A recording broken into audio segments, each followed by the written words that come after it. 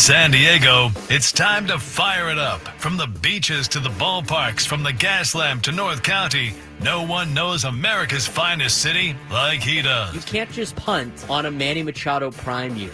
He's a fourth-generation San Diegan, born and raised in the heart of this community.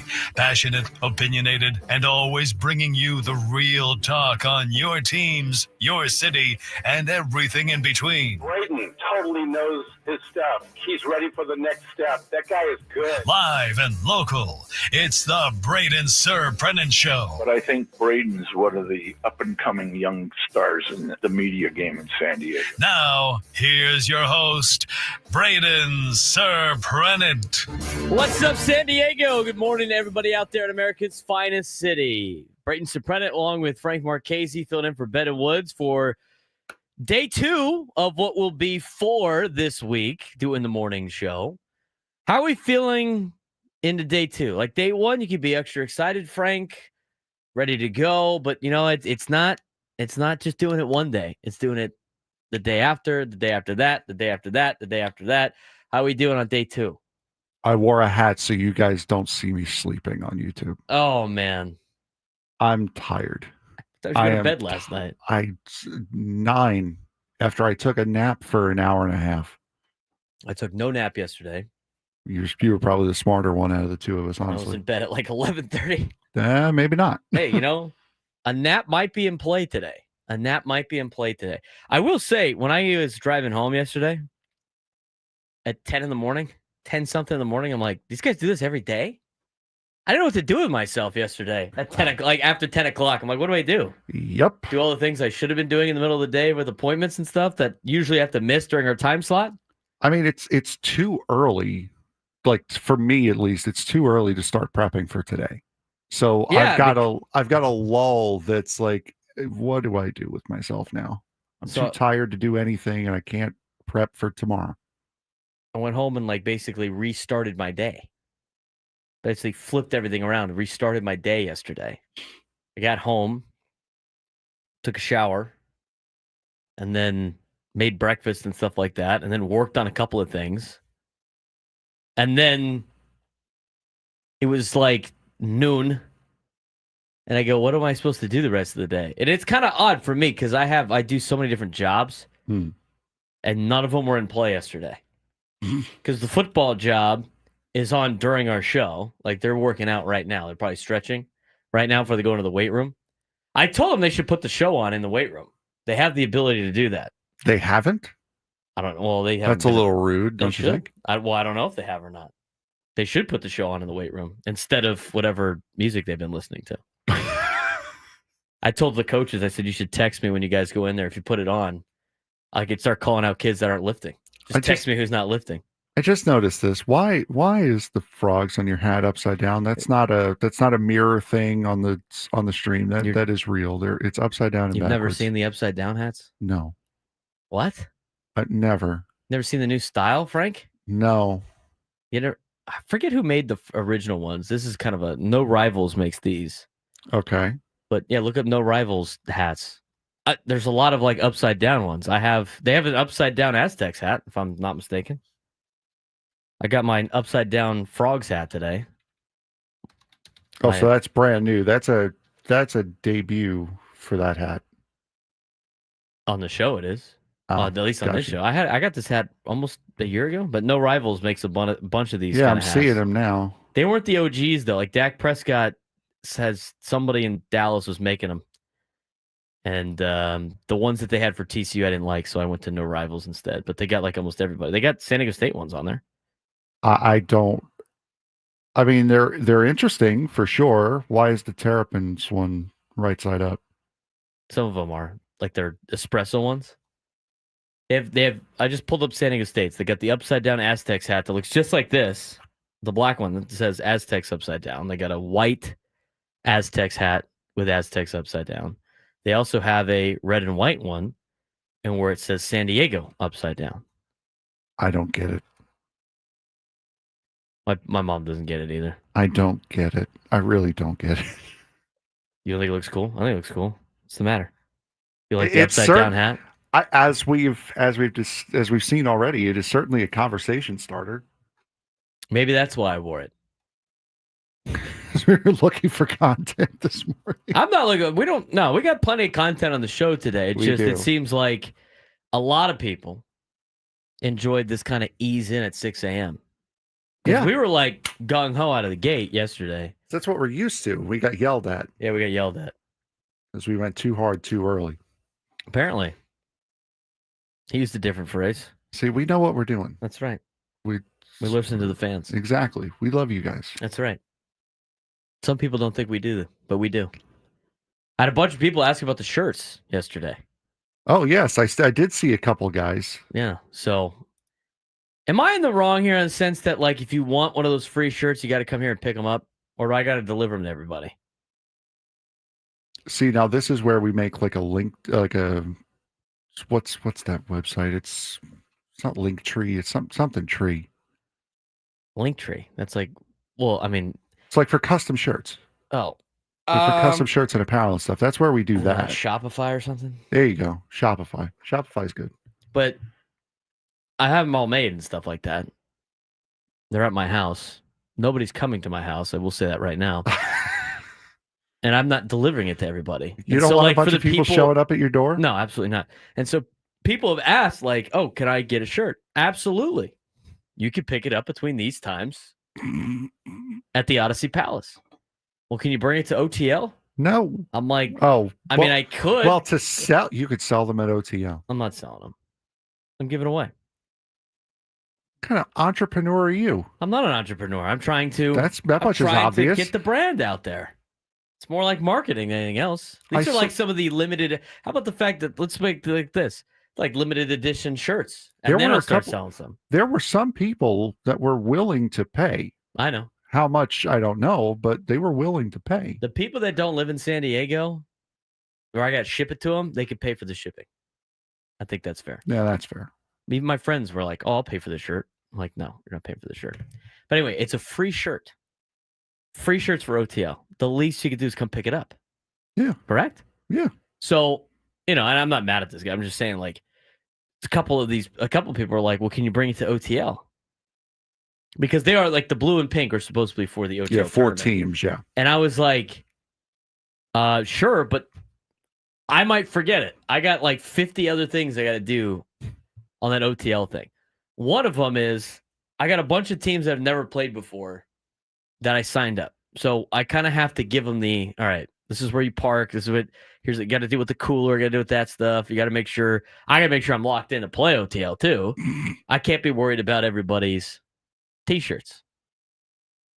So you can come to the Odyssey Palace. You got 2 weeks to come pick it up. Junior in the chat. What's going on, man? Tough one yesterday, man. Is it us or no, did we do something, or I think he's upset you're about just the pods. having a bad morning? I think he's upset about the pods, man. I understand. We'll get to that in a minute. Did we not warn everybody yesterday of what happens in Philadelphia for the Padres? Did. What always happens in Philadelphia with the Padres? No, we certainly did.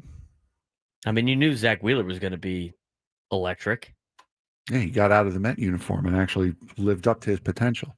Maybe it's because he lives in a better city now. Why you got to start with me? The city of unbrotherly scum? Is that what you said? What? Why do you got to start with me so Let's early get you in the going. morning? Let's go. It's time to wake things up. Time to wake things up on the radio. The city of unbrotherly scum. We were warned. I warned everybody. I said this is why you can't overreact to this week. That's also, you know what? That is something. Prolific brought up a good point. Why wasn't Ben and Paul wearing any Padres gear? I don't unless they got a credential and they were in the press box. They weren't wearing any Padres stuff. No, they were amongst the people. Well, when that picture was taken, but they could have went in the press box and talked to some people and everything like that. Prolific brings up a good point. No Padres gear from those. Were they afraid of the fans out there? I don't see Ben being like a big, like let's put on some team apparel guy. I don't see that either. Paul wears hats in here all the time, as you all well know. Who took that picture? Was that Woods? Or was that Ben? Who posted that one? I think it was Woods who posted it. Yeah, Woods has a Padres hat on. He's got the blank T-shirt. He's got a Padres hat on. Oh, it was Scan. Scan posted it. Oh, that's right. Yes, it was Scan. Paul and Ben look like they just like went sightseeing. And apparently Woodsy made TV again last night. Oh, really? Well, Yeah. Scan had to have told him like where to be. You know, some of us, you know, Woods brought his A game to the ballpark. Repping the Pods. It wasn't like oh, hey, here's a moment. We're going to shine the camera on you. It was a candid, oh, dear God, here we go again, kind of like caught in the corner moment. Like it was only Woodsy that was on camera. It wasn't the other two. You wouldn't know the other two were Padres fans if you're a camera guy, because all the camera guys are based in the home city. So that's all true the Philly too. camera guys didn't even know. They're like, oh, well, there's the Padres fan. These guys are probably Phillies guys. Oh, no, they were on TV here last night. I know, but the cameramen are all run by. Oh, that's yeah. They're all Philadelphia people. You're right. They wouldn't know. They would have no idea who those guys are. But Prolific's point, we already said though before the week started, that if the Padres win, it was because Ben and Woods are there. If they lose, it's not their fault because they never win there. We've already established the rules. We can't change them now. And like I said, if they went to the clubhouse or to the press box before, makes sense. But you know what? Woods' plays the best. Just bring the Padres hat. Yeah. Stow it away. Put the Padre hat on. Philly fans will probably threaten to light the Padre merch on fire. No, they don't, dude. They don't care about the Pods. Not when you beat up on them all the time. Yeah, no, it's not great. Do we need to? No, we don't. Not right now. We'll bring it up later, though. Another thing we're going to do later is a gimmick we thought of 5 minutes before the show started. All by ourselves. Yeah, all by other help. All by ourselves by looking back in the annals of history. We have a great lineup idea. Yep. I think everybody's going to enjoy this lineup. It's the Billy Martin lineup idea. I think the Padres should roll it out there. We'll call it the Mike Schilt lineup idea. We should have we'll do it a slightly different way. But whatever it is to try to get the offense going. And again, I will say this about Victor Rodriguez. Guy's the hitting coach. And you know what? Padres again out-hit everybody else. Yeah, out-hit their opponent again. Out-hit their opponent again. They just cannot score any freaking runs.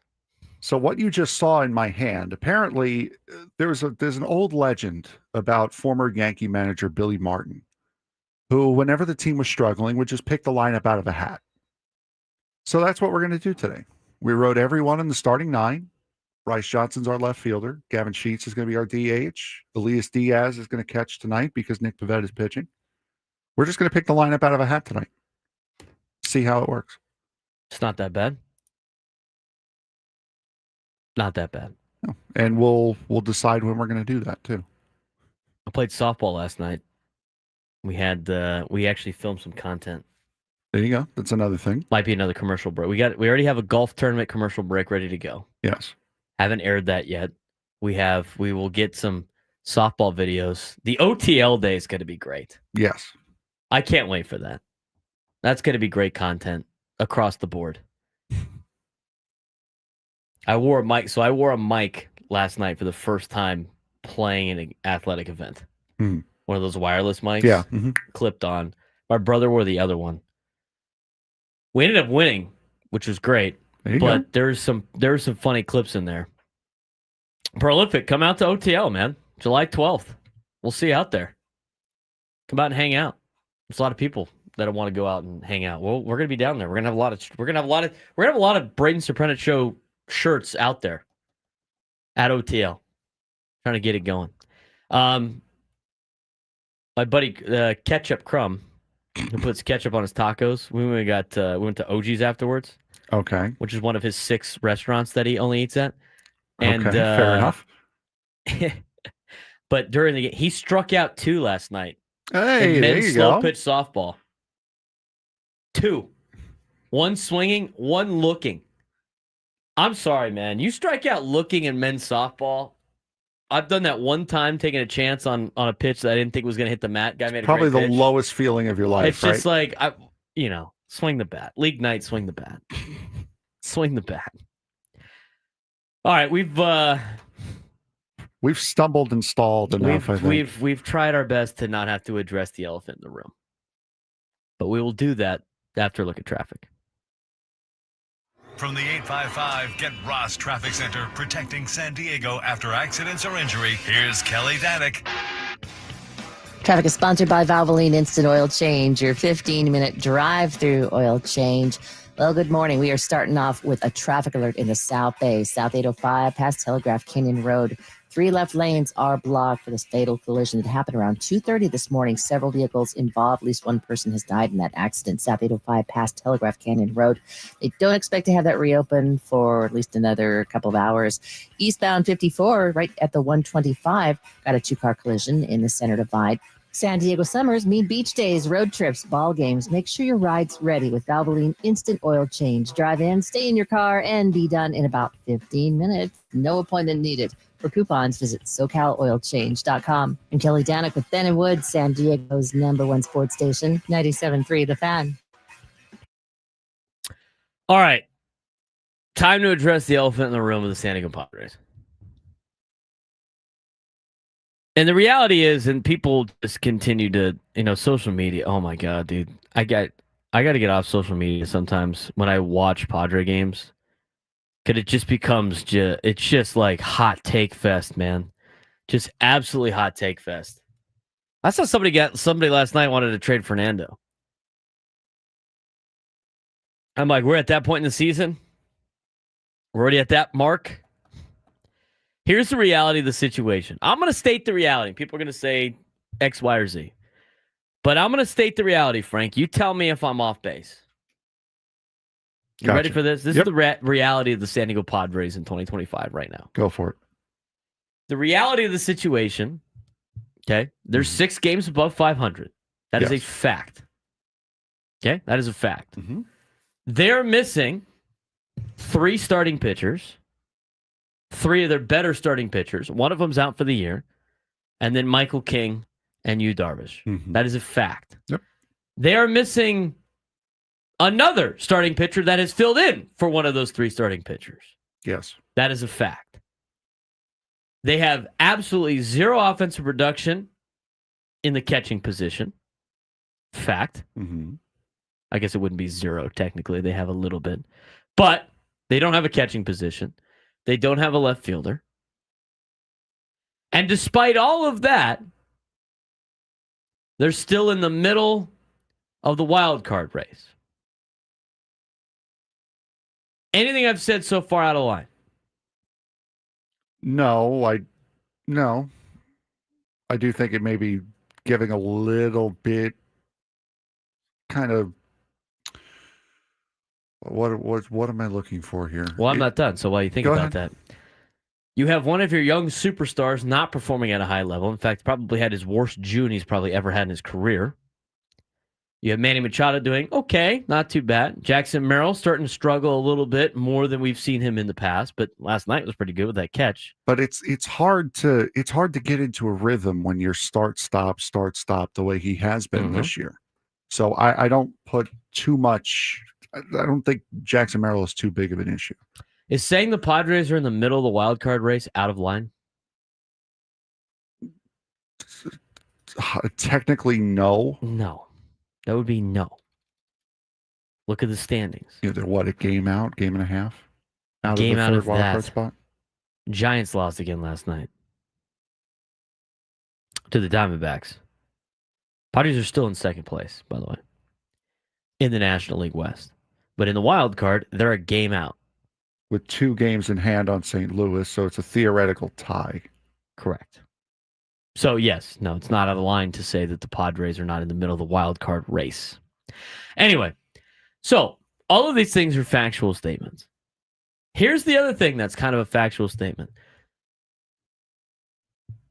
And the thing on this show that Frank likes to say all the time, we were right, but too early. Mm-hmm. Here's the other deal. The Padres, this is like they're almost like special forces right now in a sense of they're on their own and nobody's here and nobody's coming to help them. at least until the trade deadline. So they have a month of this where they're trying to just tread water. That's the reality of the situation. If AJ Preller decides to make any deal before then, it's great. But the reality is he's probably not, because most teams are not making any drastic moves, at least not until the All-Star break. I would be shocked if that is the case.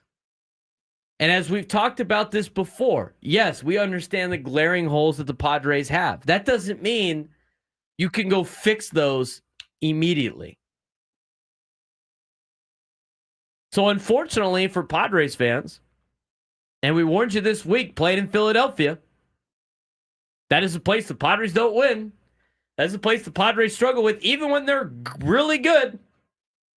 And the Phillies aren't. Nothing this week's going to change the reality of the situation, which is the Padres need to win with this team that they currently have for the next couple of weeks, just enough before they get the reinforcements at the trade deadline. And the other thing, too, and people just like every single time the Padres lose, it's automatic sell. And every time the Padres win, it's automatic buy at the trade deadline. Y'all need to stop with that. It becomes exhausting. You know what that makes you, Frank? Windsock. That makes you a windsock. For those of you that don't know what a windsock is, we'd use that term. We don't use it lightly on the Braden Surprenant show. It's not a term of endearment. All you do is just blow with the wind. And whatever the opinion is or whatever the current events are, that's your opinion on the matter. It's easy to be a windsock. Don't be a windsock. Being a windsock is saying every single time the Padres lose, they have to sell and get ready for next year. That is so beyond insane. I brought that up last night at dinner with our guy Ketchup Crumb. That nickname's not going to stick, by the way. He's a Phillies fan. And I was like, man, time for the Padres to sell. I was just playing the game.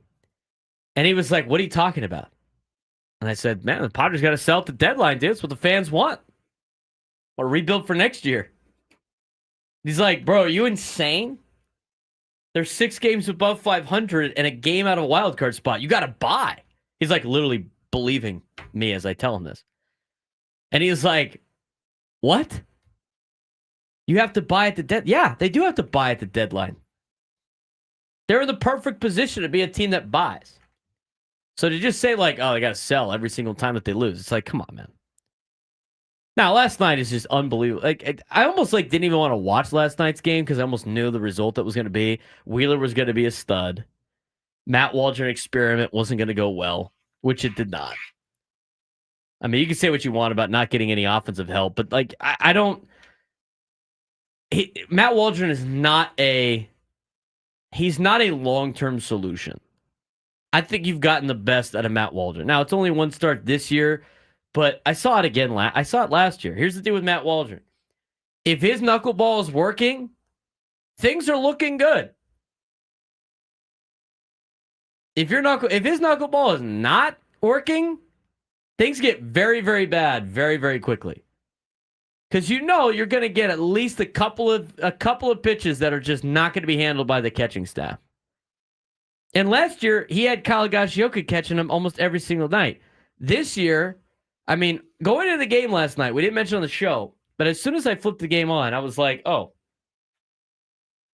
How many times do we think Martin Maldonado has caught Matt Waldron?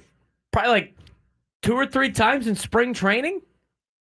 Remember, Waldron got hurt in the middle of spring training. It's not like he was throwing to Maldonado. And we also didn't even know if Maldonado was going to make the team. Maybe the Padres did out of the gate. But Maldonado never really caught Matt Waldron. That was a circus. His defensive performance last night was a circus. I mean, you're just like hoping something sticks throwing a guy like Matt Waldron out there. And somebody yesterday was like, oh, you can come out of the bullpen. Are you kidding me? Can you imagine bringing in a guy that throws a knuckleball that catchers can't catch with guys on base late in a game? No. Give me a break. He's not an answer. I mean, he might be he's like maybe a depth piece spot starter pulling up from AAA. But the reality is, it's like he's not the guy that's going to get. He's not a guy that you can rely on long term. That's why last year I was all in on Vasquez, because I saw that you see the potential that he can have, and you're starting to see it this year. And hopefully he does well tonight. But that's kind of where you're at right now. They're starting pitching because you got guys banged up on offense. Well, at least Xander Bogaerts is starting to hit the ball. That's the good news. The downside is he's the only one doing it right now. It's a major problem. What did I say a couple weeks ago? I said, don't be surprised if Xander Bogaerts passes Fernando in batting average. Don't be surprised. They now have the same batting average.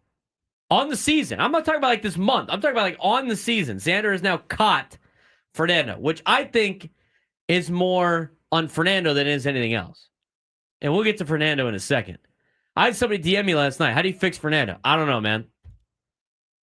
If I knew how to fix what he's doing right now, I'd be employed by the Padres, and I'm not. I don't even think, like, really it's a baseball thing. I think it's a Fernando thing. And the only one that knows how to pull Fernando out of that situation is Fernando. So, unfortunately, Padres fans, you're going to have to be patient with Fernando Tatis Jr. until he figures it out himself.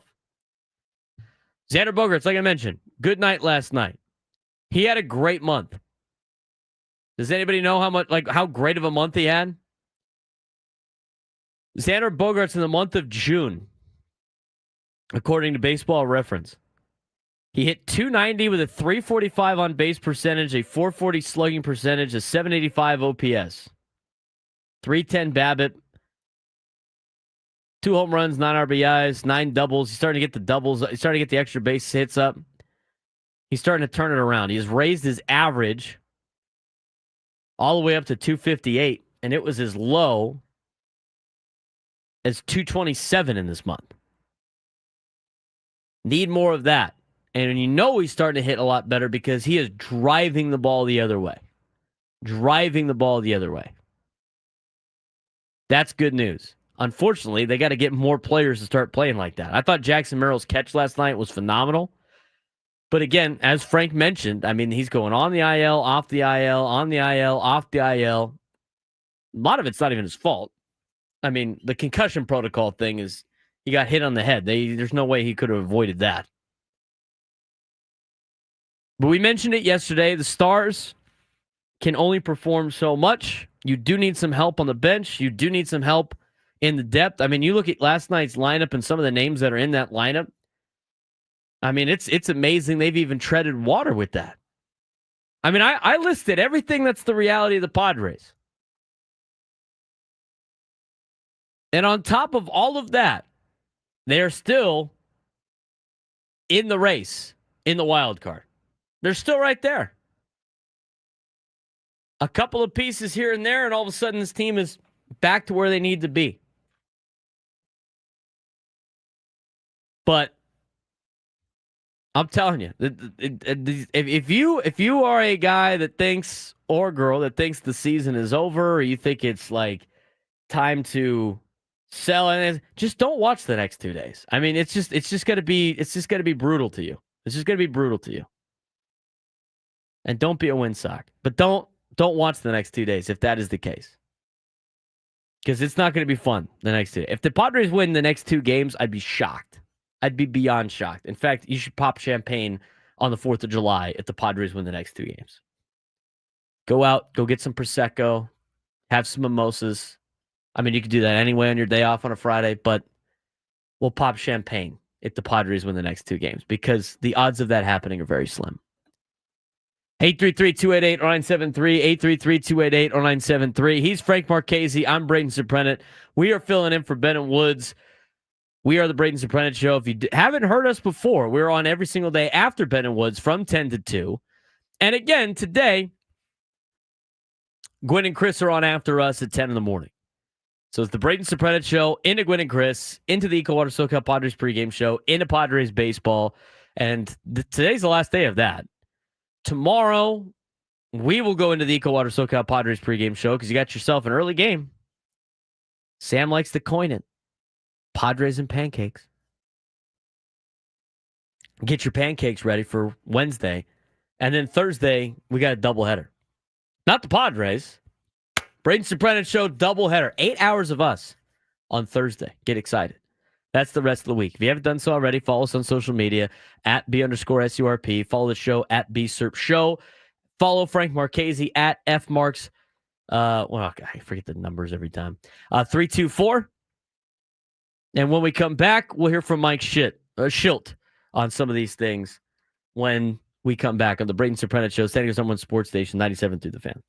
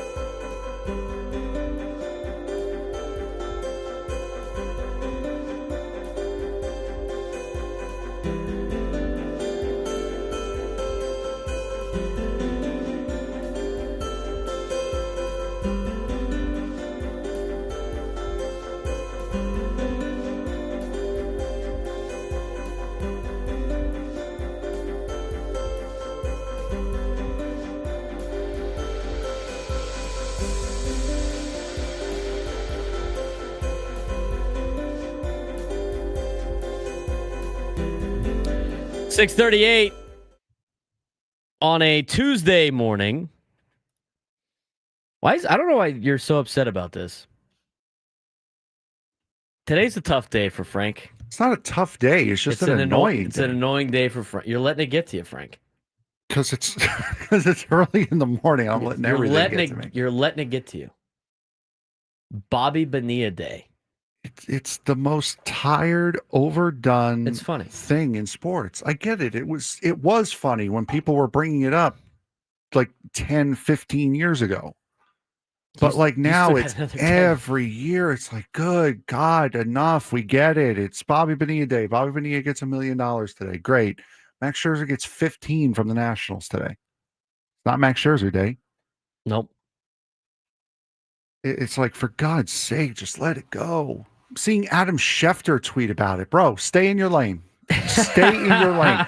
When was the last time you saw John Heyman break any football news? John Heyman doesn't work for ESPN.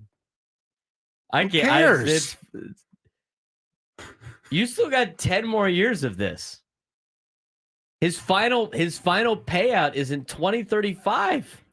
Again, it's not the annoyance of, oh my God, the Mets have to pay this guy another $1 million. Jeez. It's enough already. Like, we get it. We get the joke. The Mets are stupid. We get it. Move on. Let's move on. At this point. Yeah, Manny Ramirez is getting paid today. I'm pretty sure Eric Hosmer gets paid today too. It's today the day they pay all the I'm sure the deferment payments. Yeah, the deferment payments come out today. So it's like, we get it. It's funny. You're sounding like Junior now in the chat. Come on now. It's gonna be Xander Bogaerts Day after he gets DFA'd, right? Yeah, there it is. There it is. Ding. Not Hosmer Day. You know what? If they were paying Hosmer like that for the next whatever year, you could have thrown that in a Padres fans' face. That's Eric Hosmer Day. Yeah. Bobby Bonilla Day we found a trigger word for Frank. Bobby Bonilla Day. Again, it's not that it's annoying because of the fact that they're paying him. It's annoying that now I've got like Adam Schefter and Woj making fun. It's like, bro, stick to what you do, please. Stick to what you do.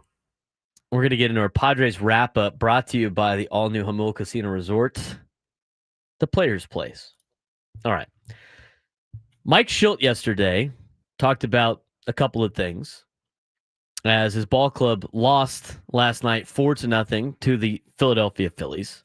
Zach Wheeler got the win. Matt Waldron with the loss. Waldron 4 2/3 innings, 6 hits, 4 runs, 3 strikeouts, 6 walks. That's a major problem. 101 pitches, 57 strikes. Xander Bogaerts, as we mentioned before, had a good night, but it falls on deaf ears because the Padres could not hit with runners in scoring position again. 0 for 7. That's now 0 for the last 20 with runners in scoring position as the top 4 in the Padres order go 4 for 16 in last night's game. What made Zach Wheeler so good? Here's what Mike Schilt had to say about Zach Wheeler yesterday and the Padres' offensive approach. That was as good a pitching I've seen all year. You know, the angle of this dugout really does it justice. You know, every dugout has a little different view, but, you know, where I'm able to sit in the dugout, it's like, man, it's coming up pretty good. You know, I mean, a lot of life, secondary pitches in properly for effect.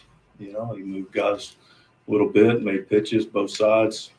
You know, him and Romuto are obviously on the same page, and I thought he was fantastic. I thought we strung together some really pretty good at-bats, quite frankly. You know, Bogey, Sheetsy, you know, we scratched and called. Brooksy pinch hit, comes in and barrels one up, and, you know, found some grass. It's a different ball game. But, you know, he's an all-star and a, you know, good playoff pitcher for a reason.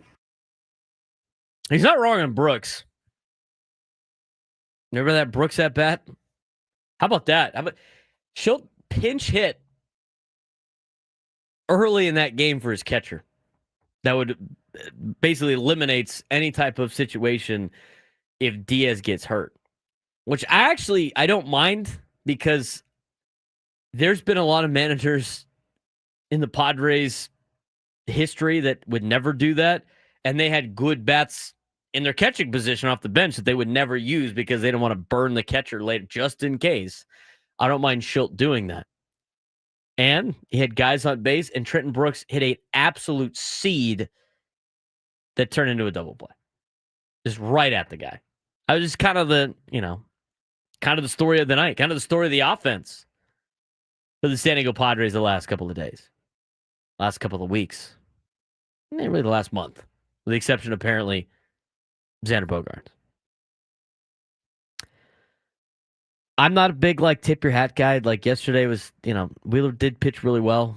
I'm not making an excuse. He did pitch very well. But the Padres got to figure out a way to hit some of these guys, especially in the postseason. What about that Trenton Brooks pinch hit opportunity? What was the decision to have him pinch hit? I didn't mind it. You're in the fifth. This guy's rolling.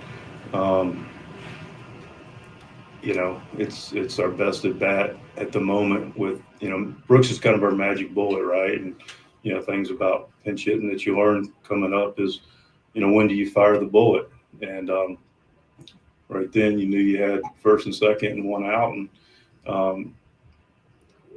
fired it away. Down 4, you got to get back in the game at that point, and you got to figure out a way to get it closer to give us a chance. And so it was quite, don't want to do it in a guy's second at bat typically, but it is, deeper into the 5th inning before that spot comes back up again. You don't know what you're going to get. So took our shot at it. So it was a fairly easy decision. I don't think it's that difficult a decision either. I totally agree with Mike Schilt. You have 2 on, you have no outs. Zach Wheeler's rolling at the time. It's the 5th inning. You're getting later in the game. You have no runs, and you're still yet to get a hit with runners in scoring position. You want Martin Maldonado up in that particular situation? No. You don't want Martin Maldonado up in that particular situation. But last night, a lot of those situations where guys were on base, the players that were coming up to bat were the guys at the bottom of the lineup. And this is why it goes into our whole point again. They need 2 to 3. Probably not. They're not going to trade for 3, but they need a couple of bats that can put better opportunities at the bottom of the lineup.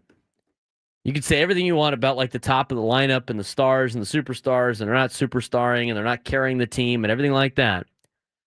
But on all the teams where they have superstars and they are performing, the bottom of their order is better than the Padres' bottom of the order. They have to keep the line moving.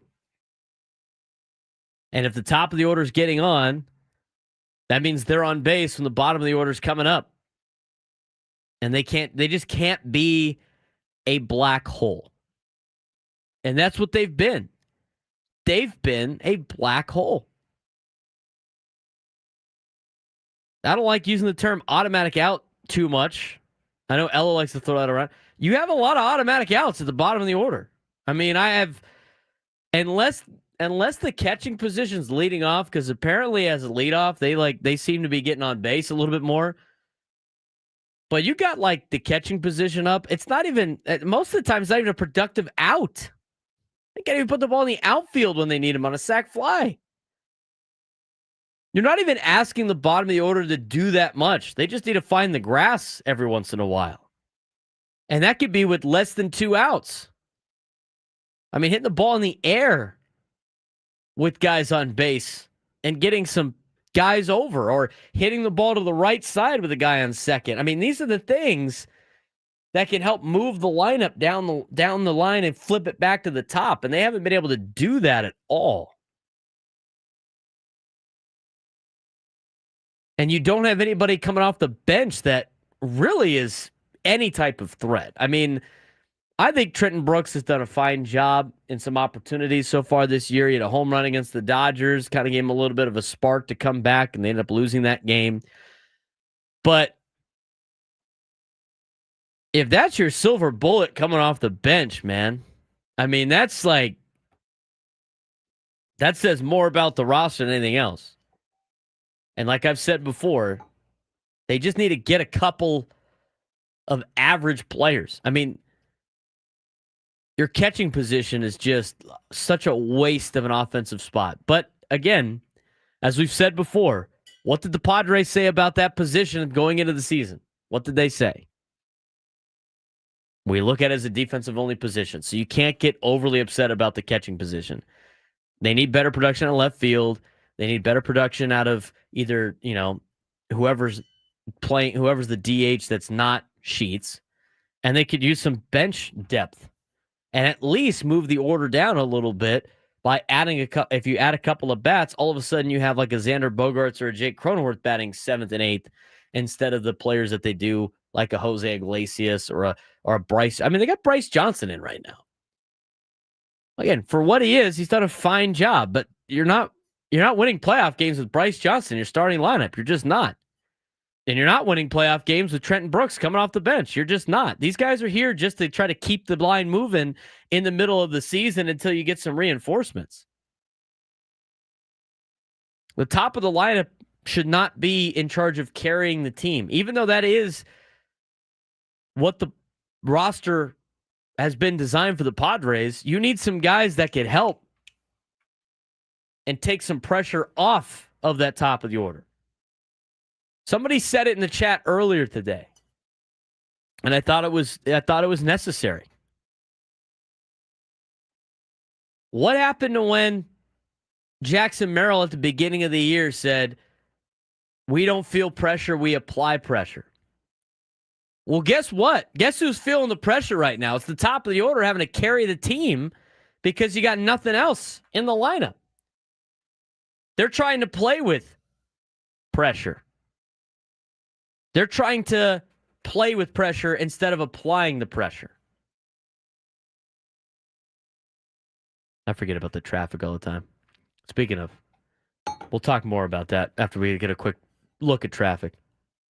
From the 855 Get Ross Traffic Center, protecting San Diego after accidents or injury, here's Kelly Danick. Traffic is brought to you by the Salute to Heroes Golf Tournament, July 28th at Loma Santa Fe Country Club. We still have this traffic alert southbound 805 past Telegraph Canyon Road. Fatal accident happened around 2:30 this morning. 3 left lanes are blocked. Consider taking South 5 if you need to make your way toward the South Bay, or at least give yourself extra time. We also have a 2-car collision on eastbound 54th at 125. It's in the center divide. The Salute to Heroes Golf Tournament is back July 28th at Loma Santa Fe Country Club. Join sport legends and celebrities and tee off to support local heroes. Register now at SanDiegoSocialLeagues.org. That's SanDiegoSocialLeagues.org. I'm Kelly Danick with Ben & Woods, San Diego's #1 sports station, 97.3 The Fan. Pressure. The Padres are trying to play with pressure. We saw Manny Machado carry the team for a couple of weeks. Now Xander Bogaerts seems to be the only guy in that core six that's saying, hey, you know what? Luis Ariz has been hitting in the leadoff spot, but what's the point of him hitting in the leadoff spot if he's just going to get stranded there every time? That's why we mentioned before with the lineup. I always said, like, this is a reason why batting Luis Ariz leadoff is not the greatest. Because he's not scary with nobody on base. He slaps a single, you're like, okay, cool. Now what is he going to do? The sooner he gets on or out, the better it is for a pitcher because he doesn't have to throw as many pitches. He slaps one on, slaps a base hit. Don't have to worry about him stealing any bases. Clogs up the line. I mean, it's just, he's not a leadoff hitter. I know he does well batting leadoff, but if they got nobody behind him really doing any damage, does it really matter? So, Xander Bogaerts has done a good job in the last month. I think Luis Ariz has hit. He's raising his average. But Tatis is in a massive slump the last month or so. Manny Machado is starting to cool down a little bit, but I'm not really worried about Manny. Jackson Merrill is doing okay, but again, the on and off and on and off and on and off. The injured list seems to affect, but they're playing with pressure. They haven't like put pressure on teams. They're getting guys on base and they're putting guys in scoring position, but if they never get hits with runners in scoring position, the pitching staffs of the other teams are not really feeling pressure at all anyway. But It's just a little bit different of a mindset. It's not the same offense that we've seen out of the Padres at the beginning of the year. When they weren't feeling the pressure, they were loose, they were out there hitting, and all of a sudden it was just continuing to go through the cycle. I don't think it's a philosophy problem. I really think it's more mental than anything else. And you have your guys. These are your guys. These are the guys that you paid for. And here's the thing. They're going to go through ups and downs throughout the season. They're still 6 games above 500 and a game out of a wild card spot. And if they lose the next 2 in Philly, I'm not changing my opinion on the matter because we said at the beginning of the week, they probably are going to leave Philly with only maybe if they're lucky, 1 win. See how you do against Texas. And you got a long homestand to get right before a week off. 833-288-0973, 833-288-0973. Lineup changes aren't really having that desired effect that they have had so far. But you know what? Mike Schultz he's trying right now. He's trying to get something out of this lineup by moving things around. Padres have played their last 5 games with the top 4 the way they are of Arise, Machado, Merrill, and Tatis. Last 5 games from the most recent game, they have not played well. We'll give you what the stats are. And maybe it's time to pull a Billy Martin. We'll talk about that when we come back as we start hour number 2 on the Braden Surprenant Show, standing on Zone 1 Sports Station 97 through the Fan.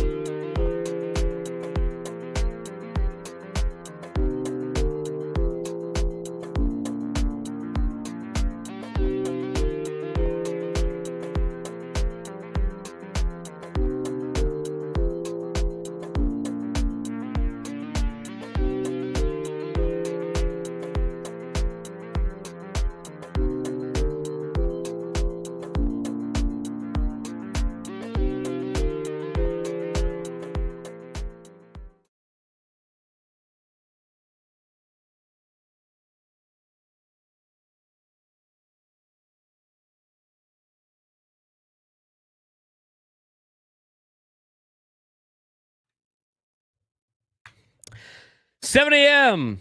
on a Tuesday morning. It's not as fun having the blinds open, Frank, when the sun's not out. It's not coming soon either, from what it looks like. No, we are socked in today. Matches the morning. Sad. Their Padres 4-0 loss. The weather matches it. So we need the Padres to win so we get a sunny morning. There you go. We made it through the May gray and the June gloom. What's this? July what? July gray sky. Is that what the term is? Is that what the term again? It is now. July gray sky. All right. I guess we could do that. Sorry, it doesn't have the nursery rhyme appeal of May gray, June gloom. But you know what? Why do I feel like Frank would be a great children's author? Everybody will be bitching about Bobby Bonilla Day. Frank doesn't like Bobby Bonilla Day. It upsets him. no, I don't mind. No, I'm just using that as an example. Again, I don't mind Bobby Bonilla Day. I get it. What state do the Chiefs play in? It's a thing. Listen, man. I wasn't going to bring that up, but where do the Chiefs play, dude? That's so great. I'm so glad you made that a drop. By the way, that is going to be used anytime somebody says something stupid. We're going to hear it about 15 times a day then. Mostly after I talk. I'm putting you in charge of that, though. So. All right. We are the Braden Surprenant Show. We're on every single day from 10 to 2. We're filling in for Ben and Woods, who are in Philly. And as we mentioned before, if the Padres win any games in Philly, it's because Ben and Woods are there. If they lose, well, we know the Padres don't do well in Philadelphia anyway. So it's not their fault. We made those the rules. So we can't blame them for not wearing Padres stuff yesterday. It didn't sound like they were going to anyway, so you shouldn't be that surprised that they didn't. Plus, I don't know if they went to the clubhouse or anything like that. So you can't be wearing Padres stuff in the clubhouse or the press box. There's rules, okay? There are rules. Now, let's talk about this for a second. That was sparked by Boats316 in the chat. If on March, when did we open up? March 27th or something like that? What was Yes, the March first day? 27th. If we were doing our show on opening day, live at Baja Rick's, and we were this was your starting rotation to start the year. Nick Pivetta, Dylan Cease, Randy Vasquez, Stephen Kolek, Matt Waldron. You can even throw in the other guys that have been in the number 5 spot. Is anybody really excited for the season? Is anybody stoked about the pitching staff? I mean, how many people are saying we're cooked before the season even starts? Too many.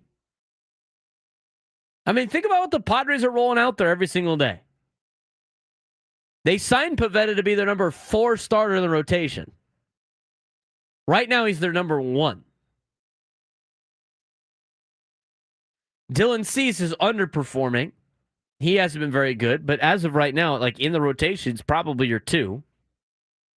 Randy Vasquez, as frustrating it is for a lot of people to watch him pitch, I don't mind. I mean, he pitches the contact and gets a lot of outs. I think he's done a fair job. He was expected to be your number 5 starter at the beginning of the season. Right now, he's like your number 3. Stephen Kolek was supposed to be in AAA or bouncing back and forth to fill in as a starter in the number 5 spot. Kyle Hart was that guy at the beginning of the season. Matt Waldron, another one of those guys. Ryan Berger, I think, has done a great job. While he was healthy, another one of those players. I mean, think about your starting rotation right now. That's like mid-2000s. That's like 2010s Padres. On a good day. That's like the 2010 Padres starting rotation. Not really. I mean, the 2010 starting rotation was pretty good. Probably better than that. But you have that group of starting pitchers. You have no Michael King. You have no Yu Darvish. We already knew that Musgrove wasn't going to be a starter at the beginning of the year. And you're still in the conversation. I mean, think about that. Your offense has been slumping for months. So you have that starting rotation.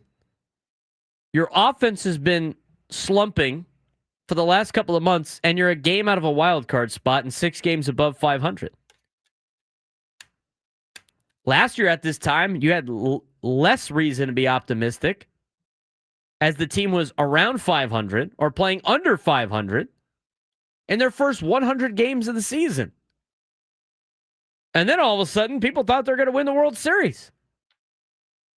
I saw somebody else in the comments on the YouTube chat. I know people driving around listening, like, hate listening to the YouTube chat comments. I thought it was interesting. He mentioned how, like, signing up to get embarrassed in the playoffs is not as fun as it used to be. Like, because before the Padres didn't even make the playoffs, and now you used to be excited to just make the playoffs, and now it's like, well, I'd rather just not make the playoffs. What? Frank, what did you say during the break? Said about rather not get embarrassed in the playoffs. Well, guess what? But 11 teams are going to get embarrassed in the playoffs. Or at least lose. 11 of 12. Yeah. Are going to get embarrassed. Only one team's going to be happy at the end of the day. At the end of the year. So I saw other people in the YouTube chat. Again, I just got to call this out sometimes. Well, we got to get rid of this guy and this guy and this guy. I mean, listen, like the entire starting rotation. Who else are they going to go? Who are they going to go pitch? They don't have like big time starters coming up through the minor leagues. They got a lot of bullpen arms. They don't have a lot of starters coming up through the minor leagues. It's going to cost you $25 to $35 million per starting pitcher on the open market. And when you sign starting pitchers on the open free agent market, they're usually got some wear and tear. So there's no guarantee they'll make it through the season. It's like, what do you decide that we do? Who do you decide that they should go get right now? That's the other thing. It's like you look at, we all know there's a glaring hole in left field. We all know the catching position does not provide any offense. But you look at the people that say they need a left fielder. Give me a name that you think the Padres could go get right now from another organization where it's just automatic, easy move to make before the deadline. Thinking the other team's not going to like try to get you to overpay.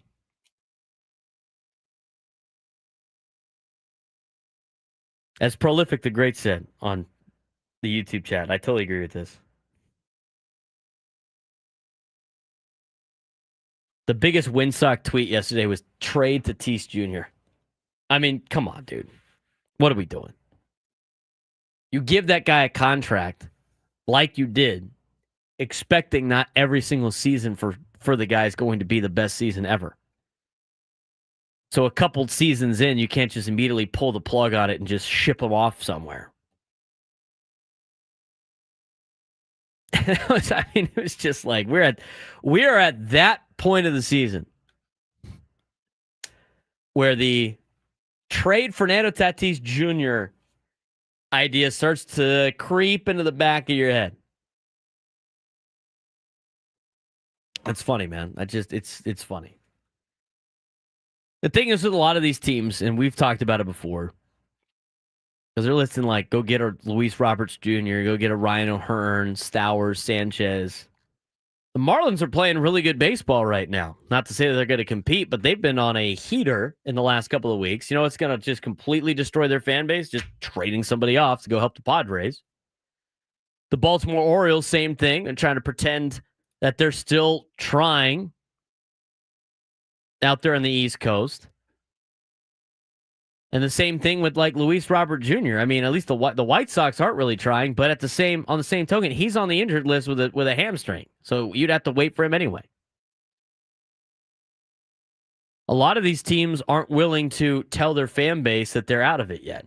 Not before the All-Star break. I mean, it was kind of crazy that the Miami Marlins decided to trade Luis Ariz last year before the trade deadline. And should I say before the All-Star break? I mean, I think you got to think about it the perspective of like those Padres teams that we had in the past where you knew there were going to be sellers, where you knew the guys weren't going to be on the team very long, and you were hoping that you could, sneak the player through the deadline so you didn't have to see him go away. Now imagine that same team where your favorite player on the team or the only guy that's really doing anything for your team gets traded before the All-Star break and the kind of riot that would ensue from a lot of fans. I mean, you wouldn't go to games anymore. At the end of the day, it is still a business. It's an entertainment business, and you're trying to get people to go to your games. If you have no reason for them to go, they're not going to go. And it's more than just winning and losing. Sometimes you need some players for those 4 fans to go watch. Right now, Miami, that kind of is Stowers. I don't know what it is in Chicago. It's not Luis Robert Jr. I'll tell you that right now. But some of the players that you might mention, I mean, you got to have reasons to go watch those players. That's why not a lot of these teams are trading before at least the All-Star break. So I think we have to understand as fans that this is the Padres team that is going to be the first half Padres team. This is going to be the team through the All-Star break, I think minimum. And they have to try to figure it out, especially the stars. They're going to have to figure it out on their own. And until they do that, unfortunately, it might be a Groundhog Day a lot watching the San Diego Padres team play. You're going to have to go through a little bit of the lull. You can't have all of the excitement. It can't just all be exciting the entire year. That's never going to work in baseball. So hopefully I try to talk you off the ledge a little bit. We'll see what happens. I do want to talk about this lineup a little bit. Is it time to pull a Billy Martin? We'll talk about the lineup changes that haven't had the desiring effect, and maybe they should do what Billy Martin did. We're going to do that on the air when we come back on the Braden Surprenant Show, San Diego Summer Sports Station 97 through the Fan.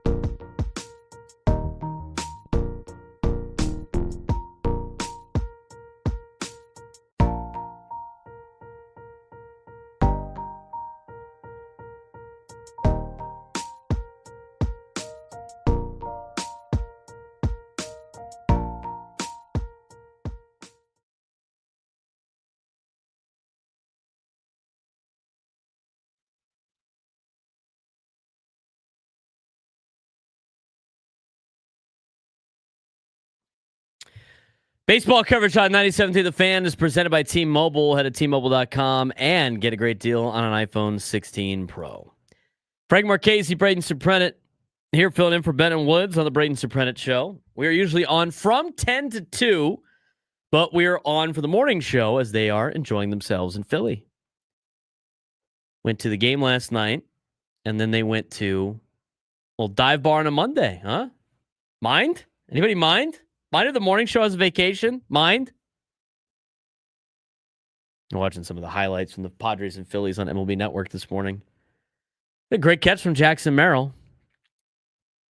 Kept the Padres from, instead of losing 4-0, could have lost by 7. The guys they had on base. Offensively, again, the Padres clunker with their lineup.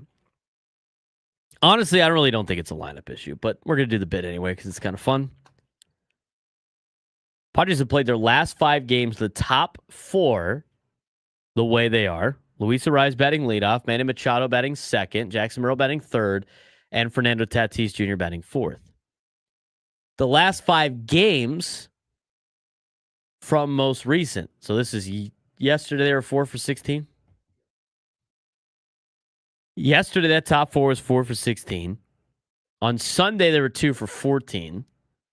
On Saturday, they were 6 for 20.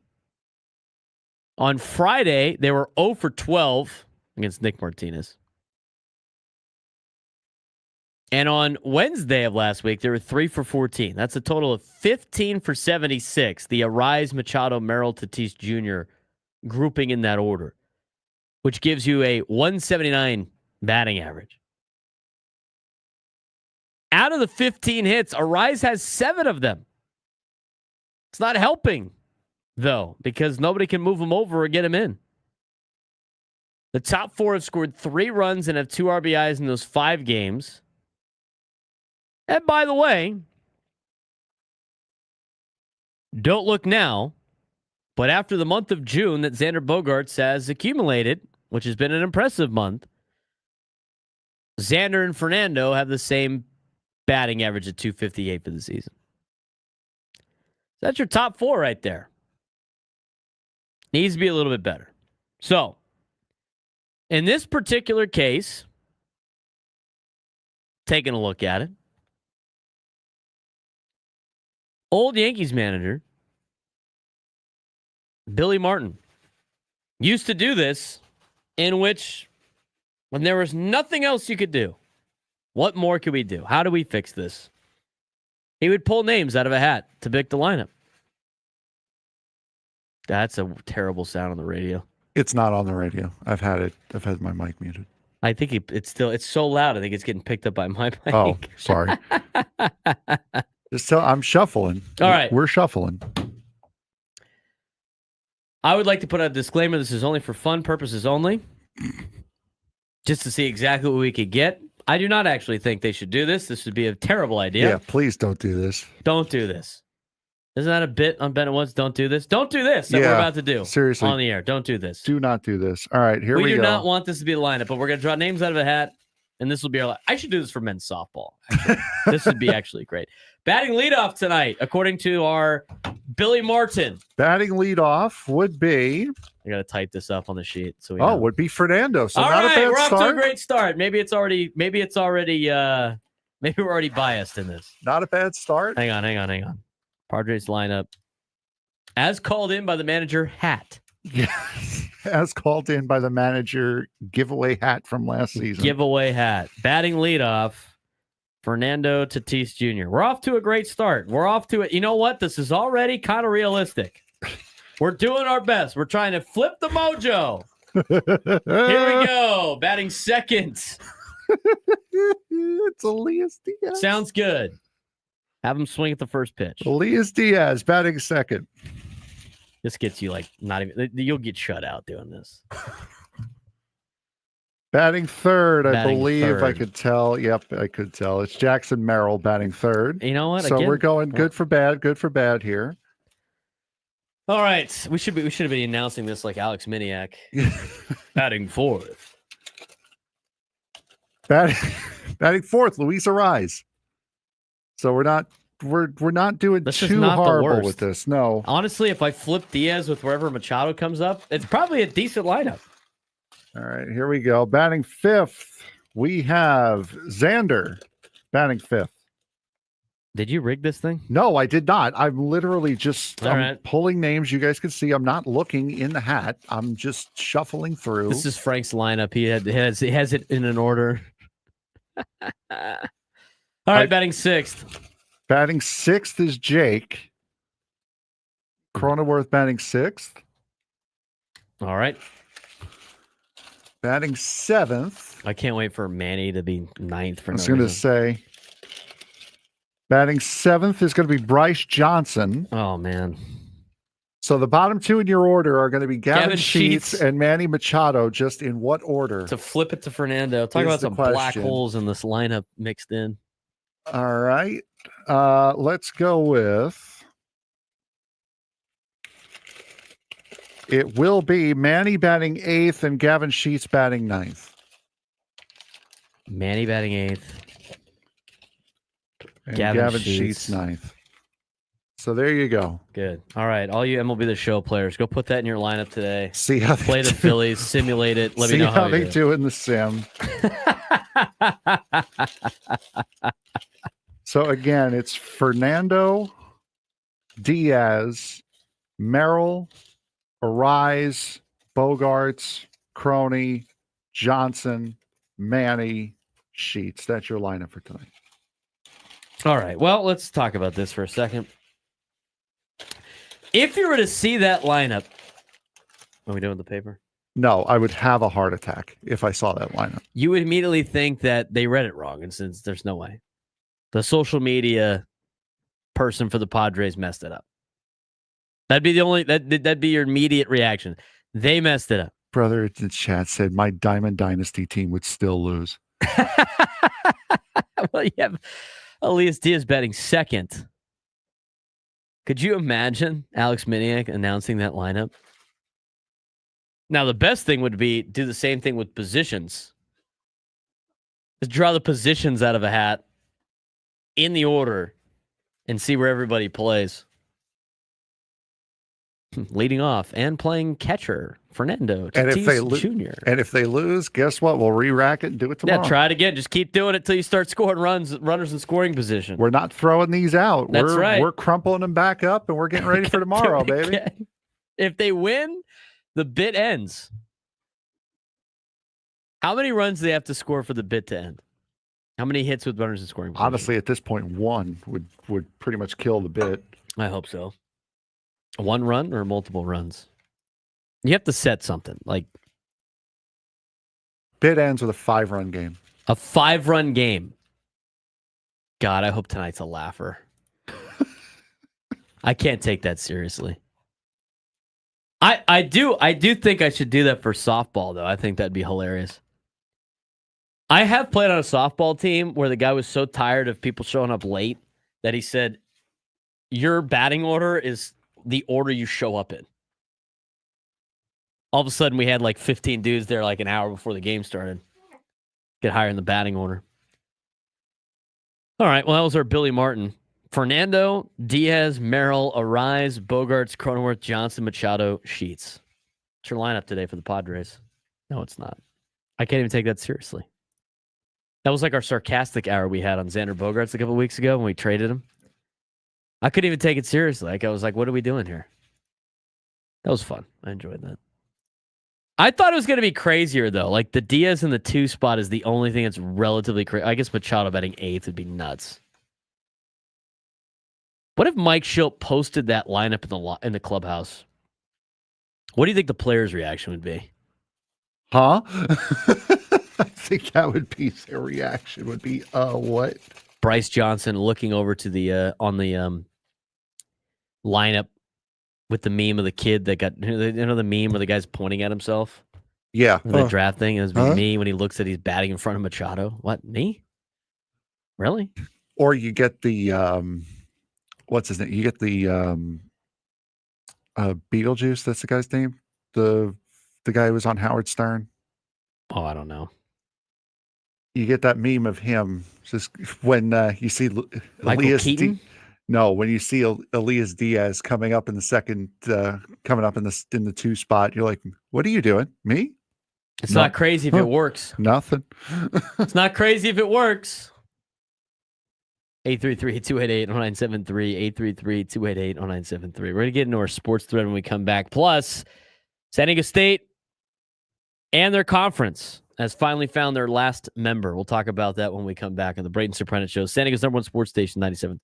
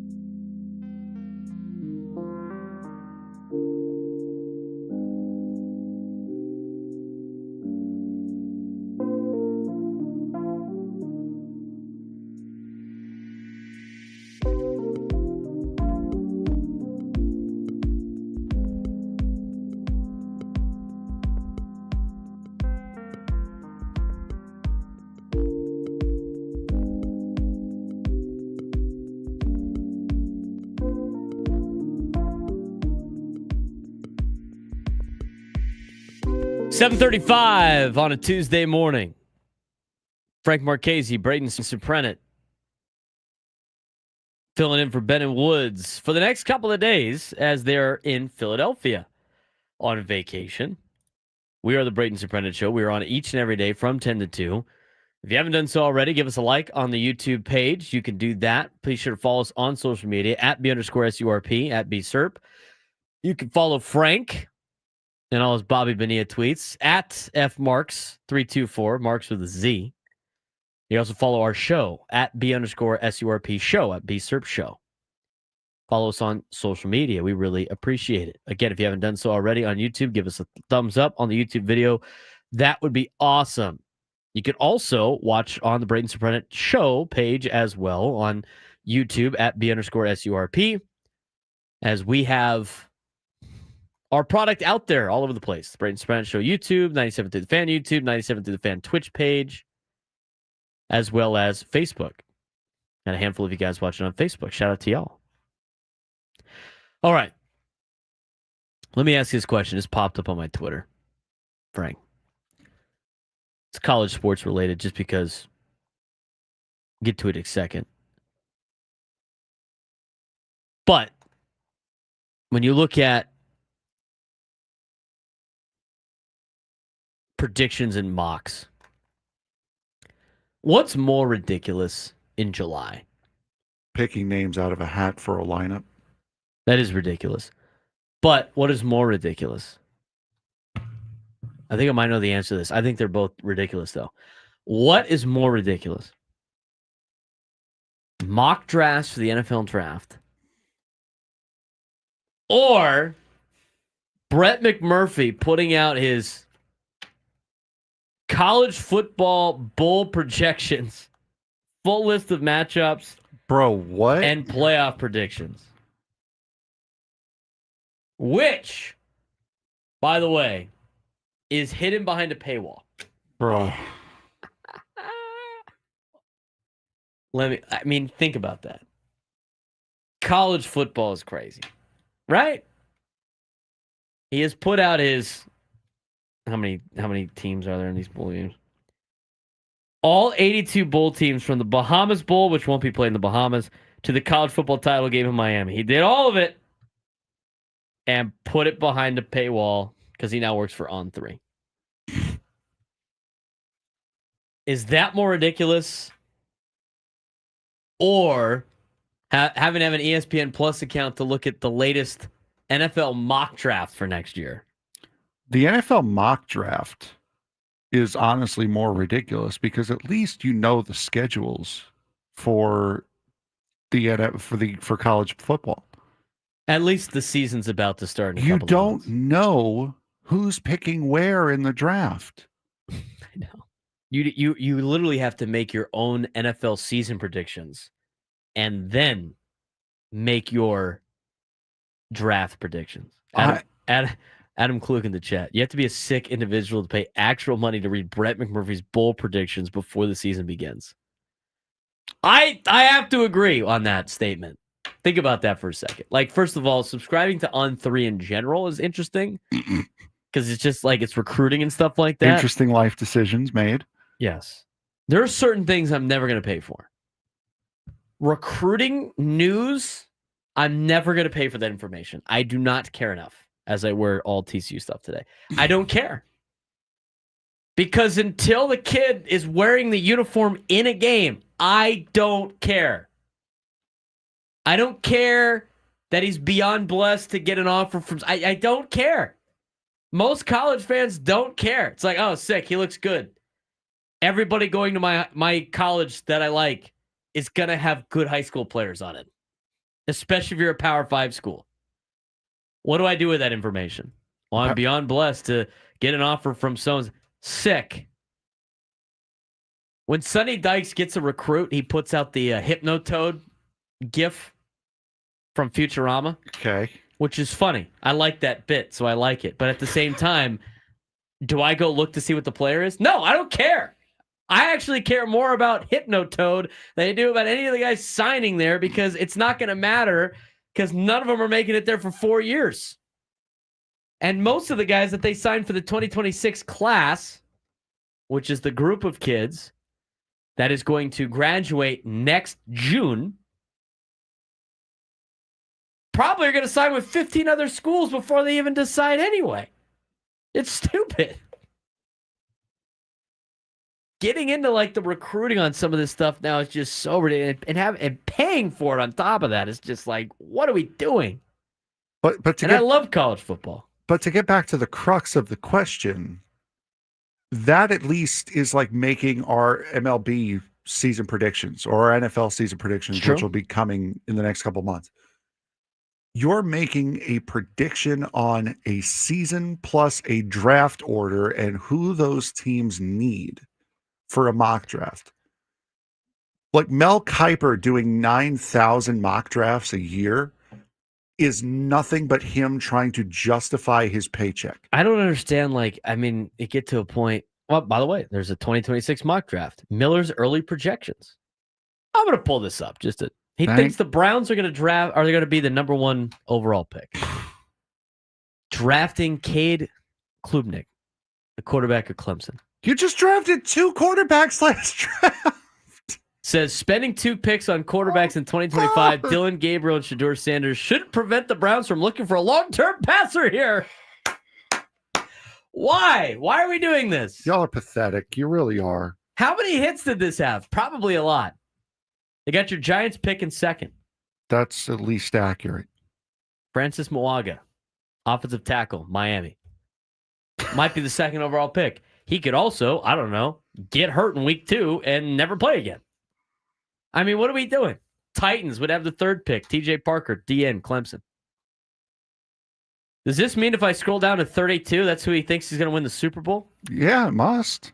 He's got the Bills picking 32. So the Bills are Super Bowl champions. Congratulations. There's the script leaked right there.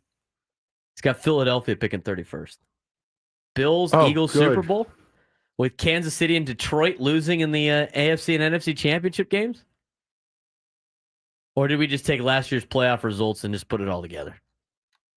Oh, wow, man. They got the Chargers drafting 26th. C.J. Allen, linebacker, Georgia. Playoff push on the way.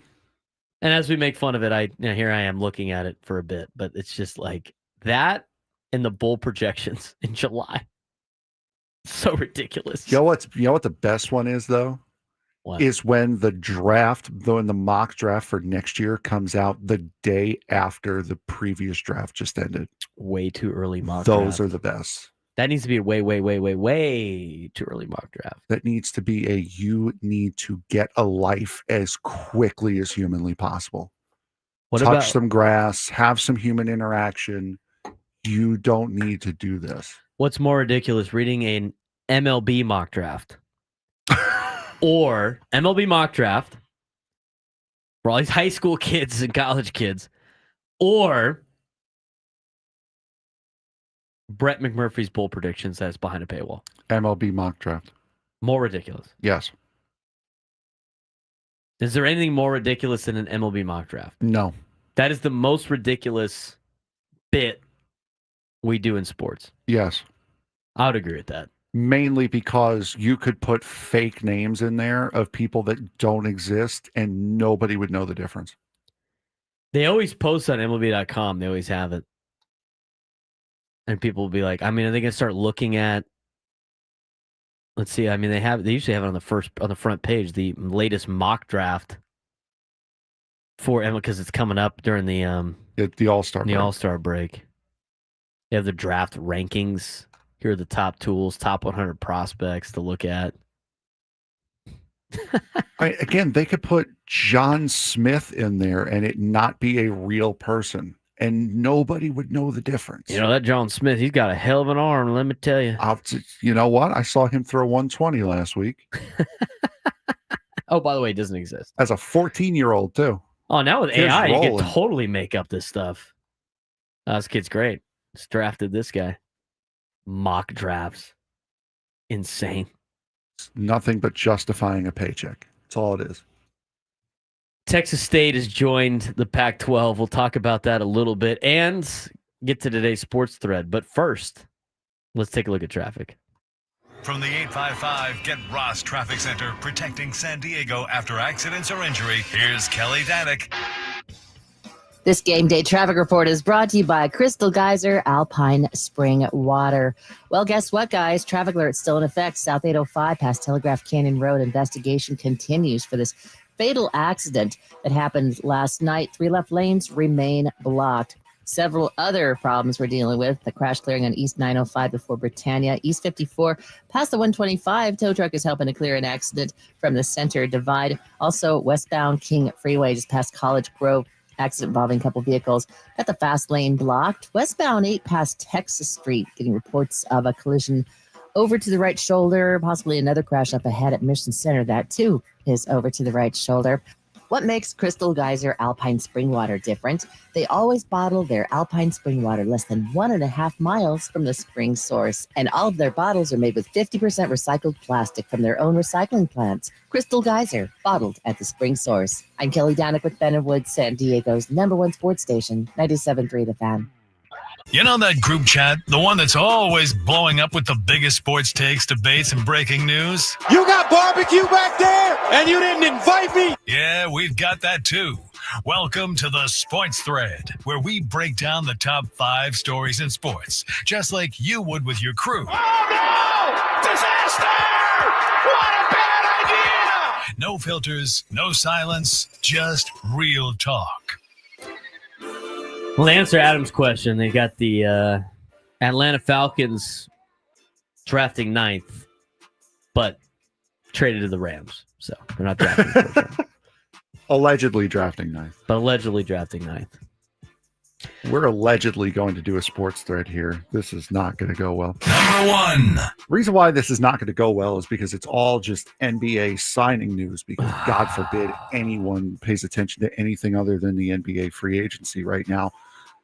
Mike Brown will have a second meeting with the New York Knickerbockers for their head coaching job and has emerged as a strong candidate. Brown, 55, was the unanimous choice for NBA Coach of the Year in his first season with the Sacramento Kings in 2022-23, when he helped the team end the longest playoff drought in NBA history at 16 seasons. Brown had a 107-88 record in 2+ years with Sacramento, with a winning mark in both full seasons before being fired in December, less than halfway through his third season. Any shot that Mike Brown goes as far or farther than Tom Thibodeau did with the Knicks? Sure.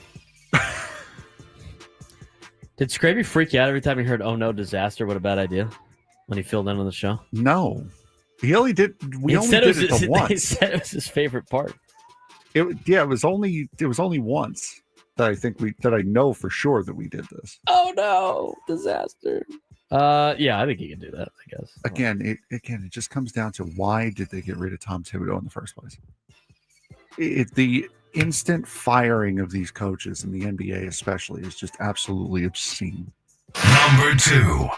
As it turns out, the worldwide leader in Major League Baseball aren't quite ready to leave one another at the altar just yet. According to Andrew Marchand of The Athletic, ESPN and MLB have quietly reopened talks to keep baseball on the network for the foreseeable future. Commissioner Rob Manfred has drawn somewhat of a line in the sand when it comes to a new media rights deal, but conversations are still in the early stages. If talks progress, Marchand reports that the focus will likely be on local rights and select pieces of ESPN's former package. Earlier this year, ESPN and MLB announced that their decision to part ways. ESPN was pushing to renegotiate a much friendlier rights fee, while Manfred publicly aired his frustration with how the network has handled baseball. Does this deal get done, and do we keep Sunday Night Baseball on ESPN? I think the deal does get done. I can't imagine ESPN not having some type of broadcast right to one of the 4 major sports in the United States, especially America's pastime. I mean, were they probably going to have to, were they probably thinking they were paying too much because they spent their money elsewhere? Yeah, I would agree with that. I mean, they spent a lot of money in the SEC. They spent a lot of money in the NBA. You know, they are making some cuts over at Disney and everything like that. But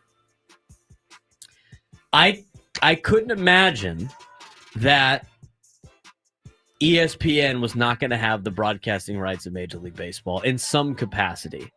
Now, if it's a little bit short, if it's a little bit less coverage, I wouldn't be surprised at that. But they have a deal with the NBA.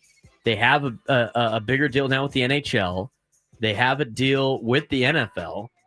I don't know why they wouldn't have a deal with Major League Baseball. And the thing that's interesting with ESPN's, like, they got the new app and the ESPN Plus, is they could theoretically make a deal and do local stuff and have that do be it with the streaming. NHL. Yeah, they do with the NHL. You could have that on the streaming platforms on ESPN Plus. So I could see a deal like that happening where if MLB signs with ESPN, you might be able to watch, if you have ESPN Plus, out-of-market games on ESPN Plus, like you could do with the NHL and like you could do with the NBA. Which just comes down to end the blackouts, and you won't really have to do that. I mean, it's just make games available. Everyone complains that baseball is such a niche local sport. That's a way to do it, is just let people watch the games. It really, it's the easiest solution. Number 3. Speaking of watching games, will you be watching the Futures game coming up All-Star Weekend? I'll be playing OTL. That's right. Will we have it on our phone out there? Probably not, unless I just want to watch Leo's at-bats. I was going to say, Leo DeVries has made the roster. He's been the player of main focus, really, as far as the National League roster is concerned, coming in as the number 3 prospect. Other guys that have made it are Phillies pitcher Andrew Painter. However, Painter will not be pitching in the Futures game, as it will not line up with his pitching schedule at the moment. Other big names, Connor Griffin for the Pittsburgh Pirates, number 23 prospect. J.J. Weatherholt, the number 11 prospect for the St. Louis Cardinals, will be making the roster. Worth a watch if you want to see Leo DeVries play in an actual game. What'd you say? Is it worth a watch if you want to see Leo DeVries play in an actual? I think it's worth a watch to see him play. I watched a couple of the Futures games where they had guys that were hyped up for the Padres. See him watch him play. Like, I thought Luis Patino looked pretty good in his outing in the Futures game before he got hurt. Or first of all, sent away and then hurt and everything like that. He's back in the org, rehabbing. But just watch a couple of DeVries at bats. I mean, see what he's like against the best competition that they can try to assemble out of minor leaguers. The All-Star, it's effectively the minor leagues All-Star game. Yeah, it's great. It's effectively what is he, 18? Yeah. Playing with a bunch of 25-year-olds? Probably a lot of 18 and 19, 20-year-olds too, but yes. Not too shabby, especially coming in as the number 3 overall player. Number 4. Longtime North Carolina athletic director Bubba Cunningham will step down from his post in 2026 and transition to a newly created senior advisory role. Cunningham, who led the Tar Heels since 2011, signed a 2-year contract extension through July of 2029 that will keep him involved with UNC athletics beyond his tenure as athletic director. Cunningham will remain as the director until the summer of next year before becoming senior advisor to the chancellor and athletic director, a forward-looking position that will focus on strategic university-wide initiatives and athletics planning. Good to see that a university actually has somewhat of a plan for the future instead of just, oh, hey, here's a guy, let's hire him, and old guy, you're out. Yeah, that's nice. That's usually never the case, especially in academia, where they don't think it, which is shocking, but they don't think ahead on a lot of different things. They kind of wing it most of the time. So yeah, it's right. It's great to have a plan. Yeah, we'll see if they execute said plan. It's nice, isn't it? Yeah, it's great. And that's really all we have time for. We've got about 2 seconds before the bed hits. All right. Speaking of academia, Aztecs have a new conference foe, and the NCAA has several issues to sort out in college athletics. Plus, what is your ideal breakfast sandwich? That's all coming up in the 8 a.m. hour before we talk more Padres in the 9 a.m. hour on the Braden Surprenant Show. Live and local each and every day from 10 to 2. Filling in for Ben and Woods. 97 to the Fan.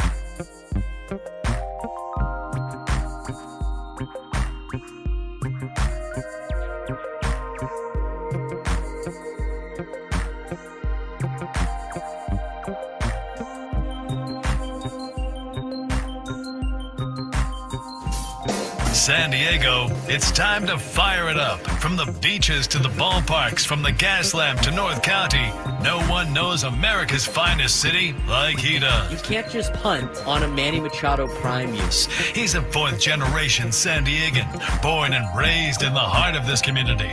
Passionate, opinionated, and always bringing you the real talk on your teams, your city, and everything in between. Braden totally knows his stuff. He's ready for the next step. That guy is good. Live and local, it's the Braden Surprenant Show. But I think Braden's one of the up-and-coming young stars in the media game in San Diego. Now, here's your host, Braden Surprenant.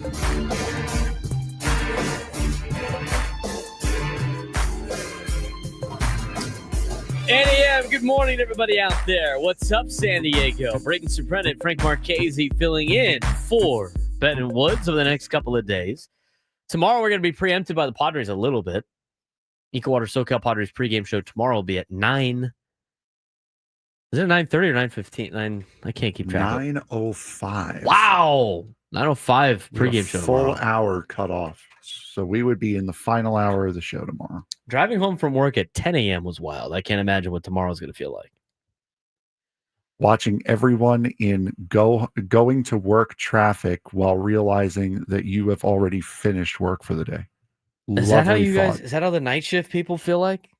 There's a lot of people that work night shift, dude. Like a lot, like Yeah. hospitals and all over the place. So, like, I can't imagine because one of my friends, she does night shift as a nurse in Nashville. Mm. When she gets off work, she's going. There's a place near the hospital. She works at Vanderbilt. Mm. There's a place that sells margaritas at like There you go.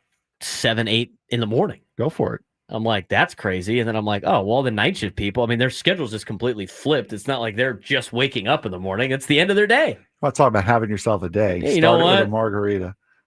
But you'll have a margarita and then go to sleep like you would if you're going out. And then you're waking up again at like 6 o'clock at night. And people that work night shift, they say that they could flip the schedule, but it's got to be terrible for your social life. Trying to hang out with any friends. It's hard. I used to work night shift when I moved to New York. Yeah, it's not great. It's not the easiest thing in the world. I would get home probably 12:30, 1 in the afternoon and sleep until about 8, 9 o'clock. So yeah, it was not great. Get the John Party song going. Working on the night shift, baby. That's going to be weird tomorrow. Today, Gwen and Chris take over for us at 10. Mhm.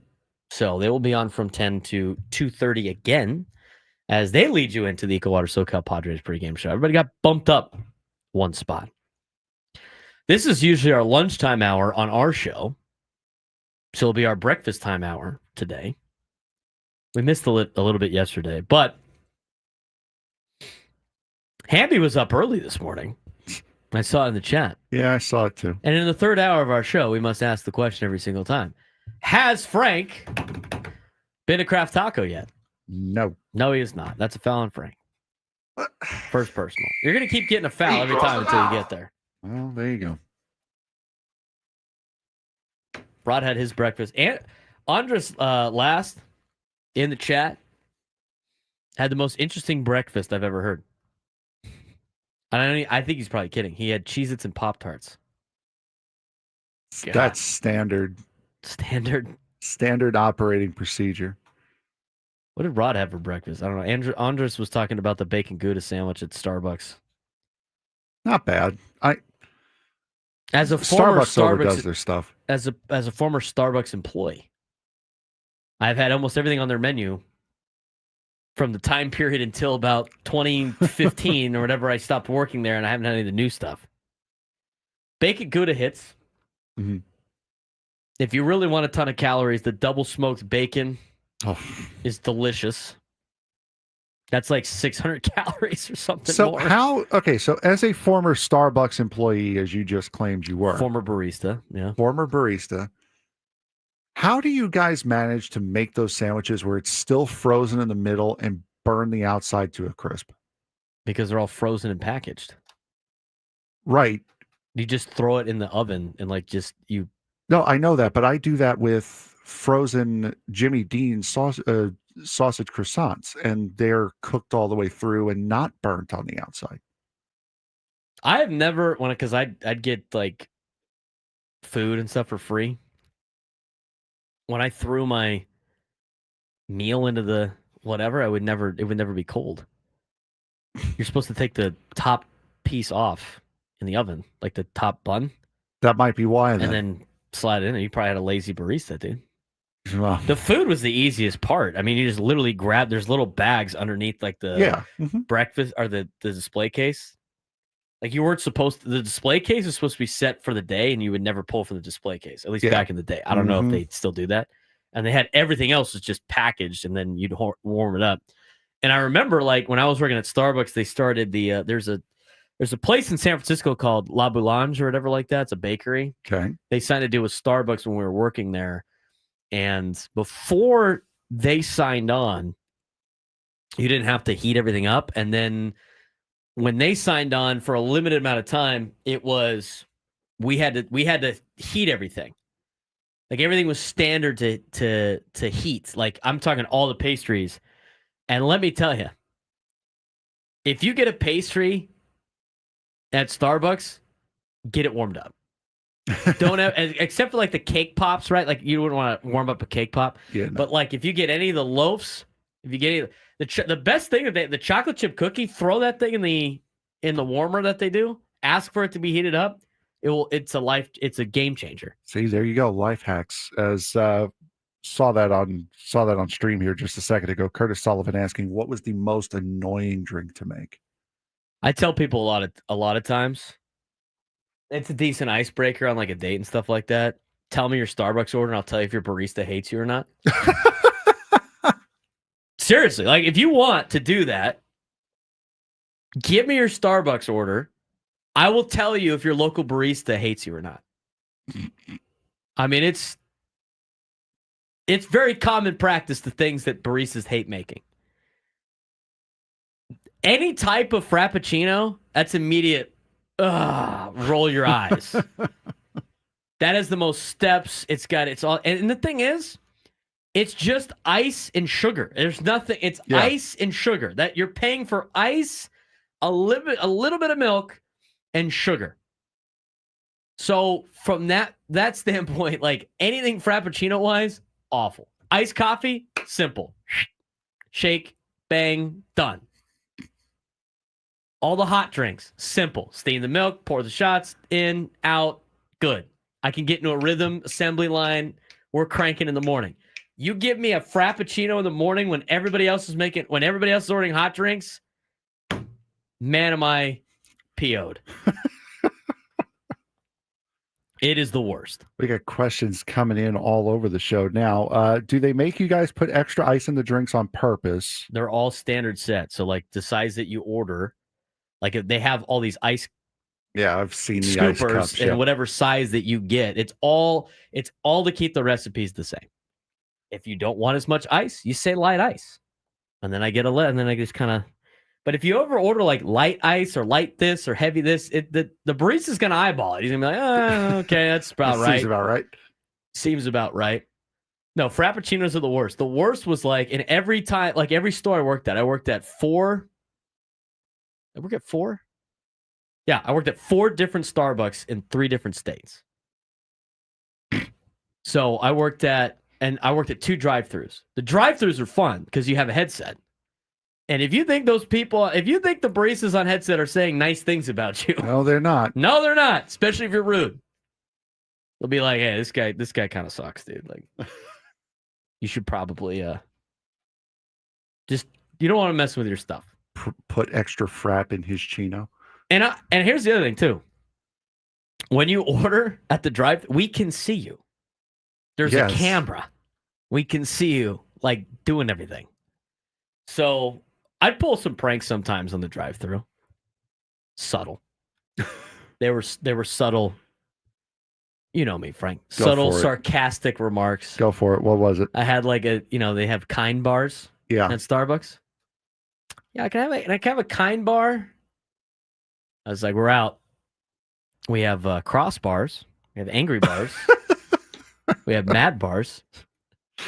She was like, what? I'm just kidding. We're out of kind bars. Just right over her head. The drive-thrus are fun. I like the drive-thrus. We got another barista in the chat. Do baristas get mad if you ask no ice for more coffee, but then ask an extra cup of ice? No, it's easy. Simple. I wouldn't get mad about that. The more like changes to your drink doesn't really affect because here's the thing. Every Starbucks drink has relatively the same process. It's all annoying. It's just a different. It's all simple. Like everything's the same. Like I can make any tall drink, it's all based on like how big the drink is. It's if you have a tall, it's like 3 pumps of the sweetener, whatever sugar you put in it. If it's a grande, it's 4. If it's a venti, it's 5. If it's a venti ice, it's 6. Which, by the way, anybody that puts the full 6 pumps of any type of sugar in the cup psycho. Just get sugar. You might as well ask for half the pumps. It's wasted calories. But anyway, every drink's the same. If you're going to make a mocha, you just go to the chocolate, the mocha sauce, and you do as many pumps as the size. Hot milk, shots. You go shots first. Hot milk, bang, there's your mocha. White mocha, same recipe as the mocha. Vanilla latte, same recipe. They're all the same. So they should all be kind of the same thing. But the Starbucks, here's the thing. Frappuccinos in general, Frank, but if you ordered something that doesn't exist, and I mean secret menu, they hate you the most. Because we don't have, it's not like we have a recipe in the bag. It's not like going to In-N-Out and like, oh, I'm going to get it protein style. Like, oh, I know what that is. Like, can I get the unicorn Frappuccino? Brother, I don't know what's in that. You got a recipe? No. Aren't you supposed to know it? No, it's not on our menu. It's a secret menu item. The worst was in every single store I was at had a different rush. So I worked at the one in Scripps Ranch and Aviary. That was my favorite store. It was also my neighborhood store, so I knew most of the people that came in. We had 2 rushes. We had the LG rush, which were, working for LG. There's an LG's down the street, one of the companies. And they all would show up at like 1 o'clock, and they'd all get espresso shots. That is the easiest thing ever. That is the easiest thing ever. Get a doppio or a double shot. They used to get it. I don't even know if they still have it anymore, but Starbucks double shot on ice. That was a little bit more of a process because we only had 2 shakers, but it was like making cocktails and just cranking those things out. Easy rush. They tip well. Nice. The worst rush ever. And I mean the worst rush ever as a Starbucks employee. My guess would be probably like one of the local schools. I will tell you when we come back. Braden Surprenant Show. Frank Marchese, Braden Surprenant filling in for Ben and Woods, Standings #1 Sports Station 97 through the Fan.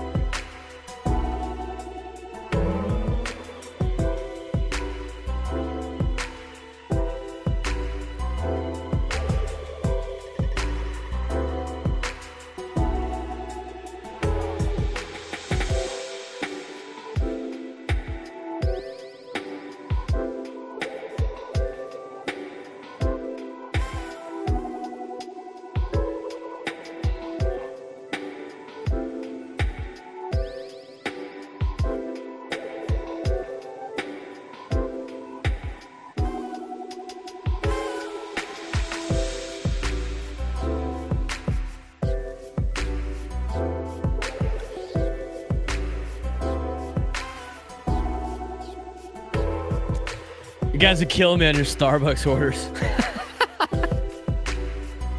Adam Paul in the chat. So glad I don't drink this crap. Again, I know, I think Better Buzz is a sponsor of the Ben and Wood Show, so this is any type of coffee place you go to. It's all the same. We had Juan call in and reciprocate what we've been saying about the Frappuccinos and stuff like that. I don't know why you would ever get one. If you want a shake, if you want like a coffee milkshake, all right, then get one. I will tell you what. I worked a lot of night shift at I did a lot of closing shifts at Starbucks, which was great. But there's a lot of downtime, right? And I don't mind closing. I volunteered to close because I refused to get up this early in the morning to work as I'm doing it for the next couple of days. But when you get like at Starbucks, I'm pretty sure my store on Scripps Ranch and Aviary that I used to work at, I'm pretty sure they opened at like 4:30 in the morning, which means you had to get there like 3:30 a.m. You were done at like 9 or 10, but I'm like, no, thank you. I will take the night shift, please. I enjoy sleep. Thank you. I enjoy sleep. Yeah, exactly. There's people that could do it. So anyway, I used to work at Starbucks to kind of reset. And I said, put your Starbucks order in the chat or call us. Give us your Starbucks order, your coffee order. I will tell you if your barista hates you or not. So going to break, I said that every store has a rush. At least that I worked at. Now, my original store is not even there anymore. It was the one on Mercy Road off the 15. You know where that KFC is? Yeah. Mm-hmm. There was a Starbucks buried in there, and people forgot there was a Starbucks there, and you could tell because there was nobody there. I don't think we had more than 2 or 3 people there at a time, ever. That was like the slowest store I've ever been at. And I would rather work at a store that's fast and they got a lot of people in line than slow ass. I got nothing to do. But when you have nothing to do, you get to invent different things. I mean, I don't like making Frappuccinos, but you know what? Sometimes you'd be like, I'm going to see if I can make an Oreo one. So I'd mix some things, a little white mocha, a little Java chip, mix it together. Hey, a little caramel drizzle. Delicious. Tons of sugar. I used to make the Captain Crunch one was good. Okay. Again, I didn't know the recipes until you handed them to me on the secret menu. Again, Don't assume that your baristas are going to know anything about the secret menu because they're not. I kept the ones that I liked. I tell you what, I remember the ones that I liked. The Crunch Berry one was pretty good. And I don't even know if I can still make that. That one, and then you used to be able to do like a vanilla bean Frappuccino with the Valencia orange. I don't even know if they have the Valencia orange refresher anymore. And you can make a creamsicle one. Delicious. But again, if you're ordering Frappuccinos, your barista probably does not like you. So I mentioned the rush. So when I worked at the Starbucks just off campus of the University of Arizona on Broadway and Campbell. That Starbucks is not there anymore either. I learned that when we were driving by with USD. So what you're saying is if you were to ever leave 97.3, we should all start looking for new jobs because it's not going to be here for much longer after that. No, because I worked for TCU's football team and they went to the national championship. All right, Even though they lost, they're still around. They went to the college football playoff. Got it. It's not that disappointing. But the Starbucks, nothing but death and destruction in your way. I'm 2 for 4, and I haven't seen the one in Fort Worth yet in a long time, so I don't know if that was the case. But the one on Broadway and Campbell's gone now. And the one on Broadway and Campbell in Tucson, we were driving by. I'm like, it's now a different coffee store. But their drive-through is backwards, so it back up traffic on both Broadway and Campbell. And if anybody's ever been to Tucson, you will understand. Those are like the 4 roads you need to know. It's Broadway, it's Campbell, it's Grand, and it's like one other Speedway. Those are like the 4 streets in Tucson you need to know. And where Broadway and Campbell intersected, they had a Starbucks and they built it backwards. So it would back up traffic in both spots. And they wouldn't even care about it. Cops would write you tickets if you're waiting in line for the Starbucks drive-through. So you had to be quick so people weren't getting tickets in line. But the rush in Arizona, I'd get the sorority girl rush at because we were open till 10:30 at night. I'd get the sorority girl rush at 9 o'clock at night during the drive-thru. That one was easy. But they would always go can I get a It was always like a skinny something Of course. with extra something. Can I get a skinny caramel frappuccino? But like Extra caramel. extra caramel? Yeah, And I'd just there be you go. like, girl, you're defeating the purpose. Make sure there's no whipped cream on that. Okay. You're going to drink a frappuccino when you study tonight? That's it. Go get a coffee, like an actual coffee, but everything was skinny. Skinny everything. During the sorority girl rush. Skinny vanilla latte, skinny. I probably made 50 skinny vanilla lattes a day working the sorority rush at the Arizona one. But that wasn't the worst rush. The worst rush, by far, was at Scripps Ranch and Aviary. And all the stores are named like the 2 cross streets. That's just basically what the stores are called. They all have numbers and stuff. But the Scripps Ranch and Aviary store, when Marshall Middle School got out, Yep. is hell on earth. Yep. For multiple reasons. First of all, parents, control your kids. This is ridiculous. This is utterly ridiculous. I'm going to be old man yells at clouds. They're out of control. 100%. They're out of control. They trashed the place. I mean, the patio's just like, it's like a twister goes through there. And I know it's probably the same stuff now that it was before. I mean, come on. It's probably worse now, It is honestly. probably worse. Think your cute kid goes and gets a Starbucks and just hangs out with his friends and doesn't just create havoc everywhere. So, they'd all come in, and guess what they would all order? Do you think they're ordering coffee? No. No. And I'm in college, right? Like so it's like college kid dealing with middle school kids. You are prime bleep these kids. Absolutely. Age. Absolutely. And so they would all get frappuccinos. Would they order ones on the menu, Frank? Secret menu. Secret menu. Do you think any of them had their, and a lot of them had their little phones? Mm-hmm. Think any of them had the recipe? Not really. Nope. Can I get the unicorn frappuccino? Dude, I don't know what that is. I don't know what that is. So yes, that would be the worst rush of all time. And then and then they'd leave. This all happened like it'd be about an hour and a half after the LG rush. LG rush, it's great. Awesome. Adults doing their thing. Kid rush, awful. All frappuccinos. We only had 2 blenders. Go out to the patio. There's just like frappuccinos everywhere, trash everywhere, patio furniture destroyed. Just every day. Gum everywhere. It's just like, I know that feeling. I got to go clean all this up. Nobody taught these kids manners. It's utterly ridiculous. Because I used to work at the Vons just under East Lake High School on Otay Lakes Road. Mm-hmm. Every day when school let out, you would know because you would get an avalanche of high school kids come in and completely trash the place. There used to be benches outside of that store. They took them out because the high school kids would screw around with them. So you talk about your coffee order. I'm gonna go. We starred some of these. Elisa, iced tea, extra ice, no water. Simple. Your barista does not hate you. I love people like Elisa. Simple. I don't even need to shake it. If you ask for it not shaken, it's even better. They just pour it in a cup. Here you go. Simple. Tall blonde, easy. Now, I think Andrew is one of the guys in the chat that is a former employee. In the morning, easy, because we have it made. Anytime after the morning, we only have Pike. I say we. I don't work that anymore. Starbucks only has Pike's Place on their little thing.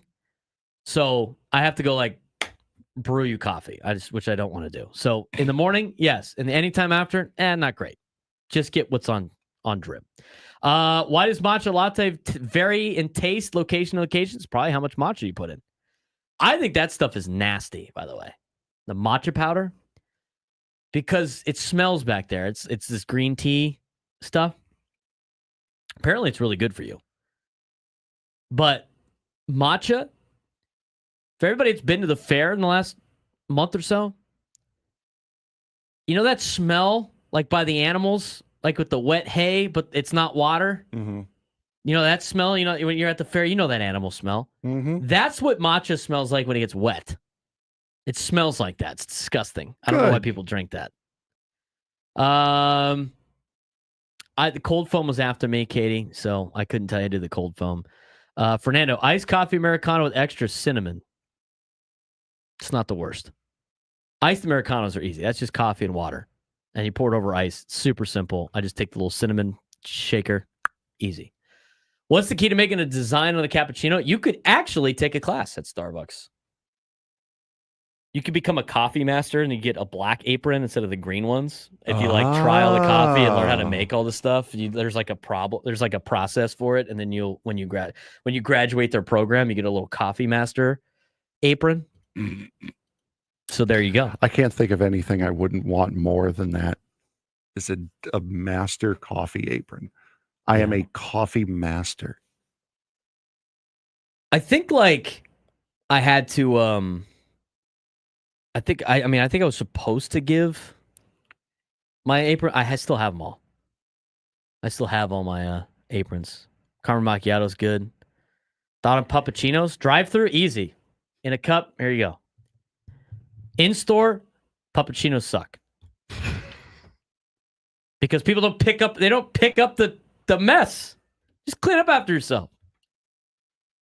Knowing that a uni kid at Scripps and Avery had to clean up after public school Scripps kids made my day. What is that? I mean, what is that supposed to mean? Tell them to behave. Prefer lunchtime hour talk over coffee talk. That's coming in the next couple of days. I had one other thing, like there's a couple. I will say this, like working in Arizona and Texas, the people were so nice, and in California, people were so mean, like just so mean.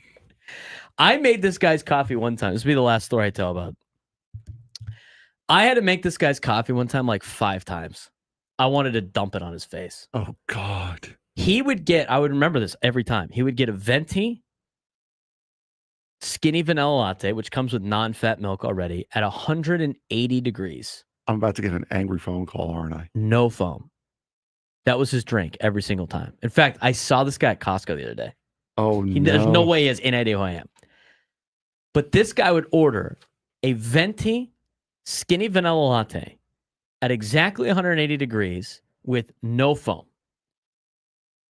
And the problem with the no foam, here's for people that don't understand. You guys could do a temp check on a... Yeah, the machines are set, okay, whatever. Okay. So extra hot wasn't enough. He wanted it at exactly 180 degrees. So when you steam milk, so you heat the milk up by steaming it, you're pumping hot air into milk. When you pump hot air into milk, what happens, Frank? Foam. Up. Bubbles. The guy didn't want the bubbles. He thought he was getting gypped on his coffee. So I'd make his drink, and it's extra hot, which means it's staying in there longer. It's not like it's pumping out 180 degree heat. It's just hot air until it gets to 180 degrees. So I had to do it longer, which means there's more hot air going into the cup, which is creating what, Frank? More of the bubbles. More of the bubbles that this guy doesn't like. So I'd make the drink. He'd take the lid off to make sure there's no foam, and then he'd bitch about it. So I'd have to dump it and remake the whole thing. And then the second time it wasn't strong enough, I'd dump it, do it again. Dude. Then the next time it wasn't sweet enough, I'd dump it, do it again. I was ready to explode. This is why I respect people that work in customer service, dude, because you have to deal with this stuff all the time. This is why I never had to do that in Texas or Arizona. And in California, it was like clockwork. And the point of my PS, you just treat the people nice, please. They're trying their best, okay? I mean, I'm trying my best to make this guy see. It got to a point I told my boss, I'm like, he walks in, you're making it. I'm not going to waste my time. I'm not making this anymore. This is too much. I'm making minimum wage for this. I'm not dealing with this. I had a couple of customers where I'd see them come into my line. I'd call my manager. Yeah, I got to go to the bathroom. I'll be back when they're out of my line. As a supervisor, especially, it did not help. So those are my Starbucks stories. Juan at Oceanside's back. He used to be a barista. Juan, what's going on, man? Hey, what's up, Braden? Hope you're having a good morning. I used to work at the Better Buzz over in San Marcos, and this dude would always order. Their version of a Frappuccino is called Buzz. They're actually really awesome. But this one guy would always come in the morning during our worst rush hour, and he would always ask for toppings that we didn't have. And it got to the point where my manager would just go to the store and get him toppings before he got there. But the problem with making buzz is that you had to wash the blender every single time. And Yes. I don't know. He was always just kind of a jerk anyways. I was like, why are we putting all this extra effort in this guy who's really rude and makes us make the worst drink anyways? That's right. But I was going to ask you an actual baseball question. Did you hear that Eduardo Nunez is going to potentially get called up today and potentially would send down Matt Waldron? And just kind of wanted to get your thoughts on that. Well, it sounds like they might be moving pieces around, especially in the rotation and everything like that. We'll get. I'll give you my thoughts on that when we come back on the Braden Surprenant Show, San Jose Sports Station 97.3 The Fan.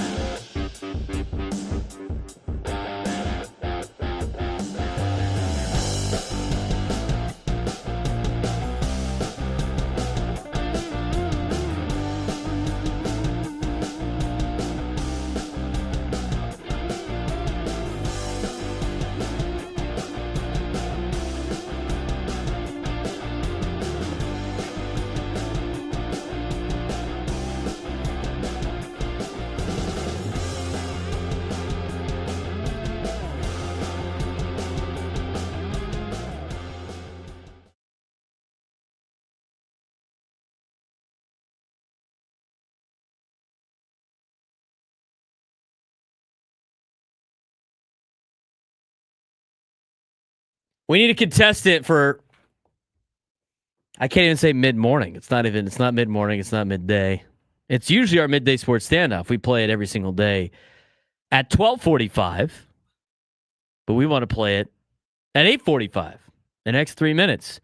If you could take me down some sports trivia, you would be qualified for a chance to win our grand prize, a 2-night stay at Park MGM Las Vegas, 2 tickets to Motley Crue on September 19th, and a $100 gas card. Catch Motley Crue Las Vegas residency at Dolby Live at Park MGM September 12th through October 3rd. Tickets at Ticketmaster.com. 833-288-0973. 833-288-0973 to play the game. Do we have nothing? Too bad we have nothing to give away today. Otherwise, we could have had what craziest Starbucks order that you get wins a prize. If you want to take me down sports trivia, you'll have a chance to go win tickets to Motley Crue. Frank's going to try to find us a contestant, and when he does, he will fire the sounder to tell me that we have one. I will first fire the traffic report, and then that's right. Let's get some traffic. Wait a second here. We don't have a contestant yet. We'll get one while we're getting traffic. Okay.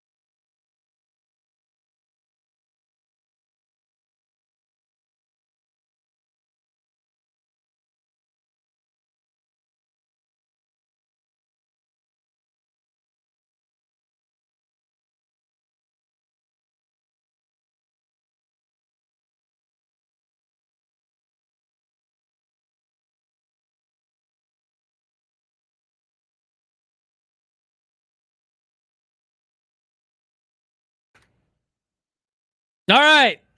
Who's playing today? Today we have Mike in San Marcos. Mike, how you doing this morning? Doing fantastic, guys. Mike's fired up in the morning. Yeah, I love it. Mike is fired Get up. your coffee and this ready to morning go. in, Mike?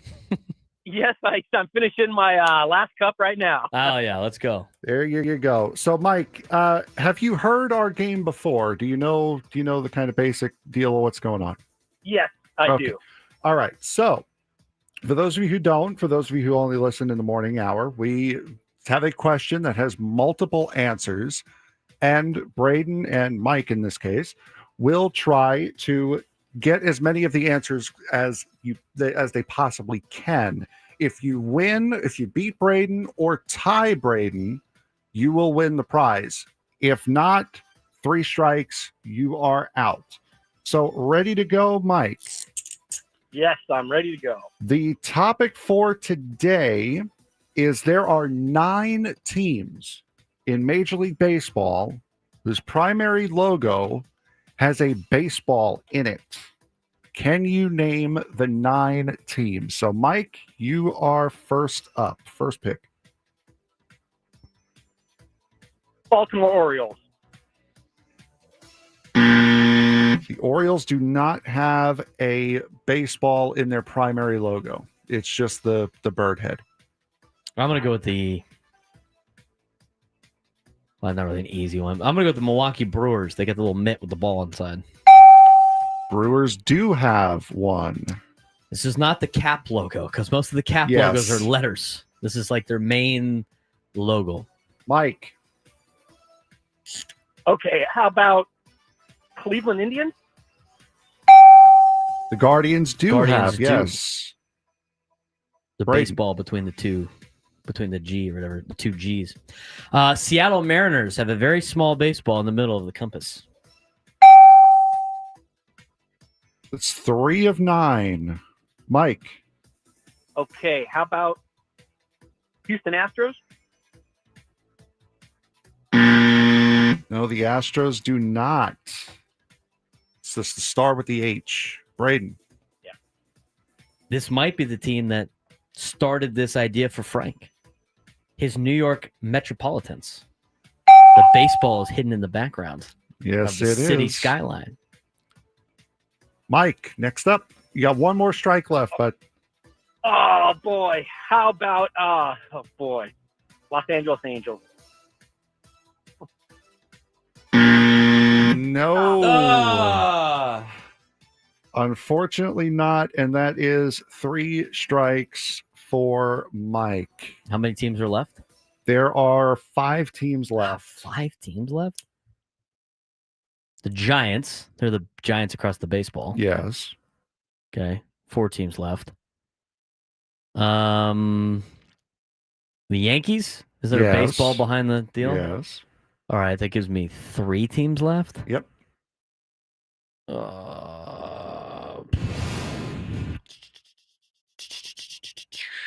Both of them are in the National League. They're both in the National League. All 3 of them are in the National League. Really? Sorry.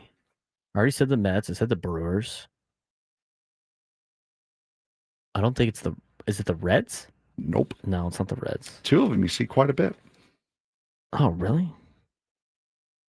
Oh, the Dodgers. Yeah. They have the baseball going through the Dodgers logo. That's 1. Do you count the Arizona Diamondbacks? Nope. Okay, you don't. Oh, it's the Rockies because they have Yes. the baseball going through the Rocky Mountains. Yep. That's right. Some of the old logos did too. Last one is the NL East. Where you said the Mets. It's not the Braves. Nope. It's not. Is it the Phillies? Nope. Marlins? Yes. Really? They have a baseball. Oh, you know what? Yeah, it's Yep. like if you look subtle. at the M, It's if you subtle. look at the M, they have the seams Yeah, that it's go subtle. through. Yep. So there you go. There is our first edition. One of my the friends said- early morning sports. One of my Stand-Off. friends said the Arizona Diamondbacks, and I was like, no. And he said, They what about do the in- snake? I'm like, that's an alternate logo. Yeah, it's That's an not alternate. their We're main. going for primary. Their main logo is the A. Correct? Yes. Yes. The snake biting the baseball does not count. Makes for a really cool animation, though. That's right. Eduardo Nunez, as Jose mentioned, was a rumor potentially that he would get called up. And Matt Waldron sent down. He's a relief pitcher out of the Dominican Republic who pitches for the El Paso Chihuahuas. This year in the minor leagues, he's 3-1 with a 2.70 ERA and 25 games pitched, 30 innings pitched in the minor leagues this year. He has now spent most of that time in the Texas League in Double-A San Antonio. And this is not, he hasn't, those are not PCL numbers. He's only pitched 7 1/3 innings in the PCL. But yeah, I mentioned my thoughts. I mean, I don't mind adding another arm to the bullpen that is taxed. They need some help a little bit. What's going on? What caught your eye? The sun came out? No, we actually do. We have a San Diego Blood Bank bus here today. Oh, we do. They do So- the blood drive here every once in a while. A lot of Yep. companies do that. Yeah, so we have a blood drive down here at 97.3 The Fan today. Yes. Down at our building. I know something that's very near and dear to your heart. Absolutely. Yes, I've told my story about that a lot. I know the next big blood drive that the San Diego Blood Bank does is the Comic-Con one, Yes. which will be coming up in a couple of weeks. So if you're going out to Comic-Con, please donate blood. We really appreciate that. I am one of their survivors that they mention on some things. I filled out some stuff for that. I don't know where it is or where they show it, but I am a survivor of the blood bank, so I really appreciate anybody that has the time to donate blood because you never know who you might be helping. Without the blood bank, I wouldn't be here today. So it's pretty important to me and obviously my family. That's why I love doing the blood bank shows all the time. We did the Padres blood bank, Scraby and I, before I went to Italy, and then hopefully, Frank, we could be at the Holiday Bowl blood drive. Yeah, we've that'd done be that great. before, Absolutely, on another live remote, and try to get people to donate blood. It's always hard during the holidays. That's usually a time where they need it the most. In the summertime, it's good. So they're all out and about throughout the county all the time. If you see one, try to donate some blood. It really it helps a lot of people that you don't realize it helps, which is super cool. So I'm glad Frank noticed that. I probably will Florida head down area. there after the show now. I hate needles, but it's my willingness to help is outdoes that every now and again. Yeah, that is it's a tough part about donating blood, obviously. But it's a super simple process. They give you a form, you fill it out. They ask you a lot of questions, the questionnaire thing. They usually give you something on the way out. It takes about 20 minutes? I think is what they said. Depends on how stressed out you are. It could be about 5 minutes. Yeah, if true. you're Yeah. really freaking out about We're it. pumping it, dude, So anyway, that's a big thing. So glad Frank noticed that. We got the sun out now. Yeah. How about that? That was Sun- not on our bingo card for a while. Sun is shining Got over the burnt blood off. bank. It's usually, that's where people where's I Need Money? Is he lurking in the chat to say something about Poway being East County?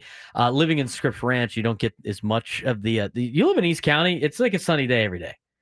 Is there ever not a sunny day in East County in the summertime? Do they really have June gloom or May gray out there? The last time that usually sticks at the coast. The last time I've been in the East County area was when I went to Verona Speedway last year.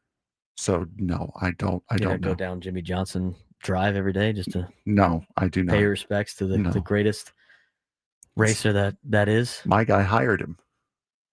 Henrik? Jeff Gordon. Oh, Jeff Gordon. There you go. Yeah, so it's socked in at the beach, it looks like, again. We're going to rank the first half of the season, individual players. And I'll finally put a bow on the Starbucks thing. The craziest order I've seen. It's got a lot of caramel. How much caramel? You'll find out when we come back on the Braden Surprenant Show. Fill in for Ben and Woods. Hour to go. San Diego Number One Sports Station, 97 to the Fan.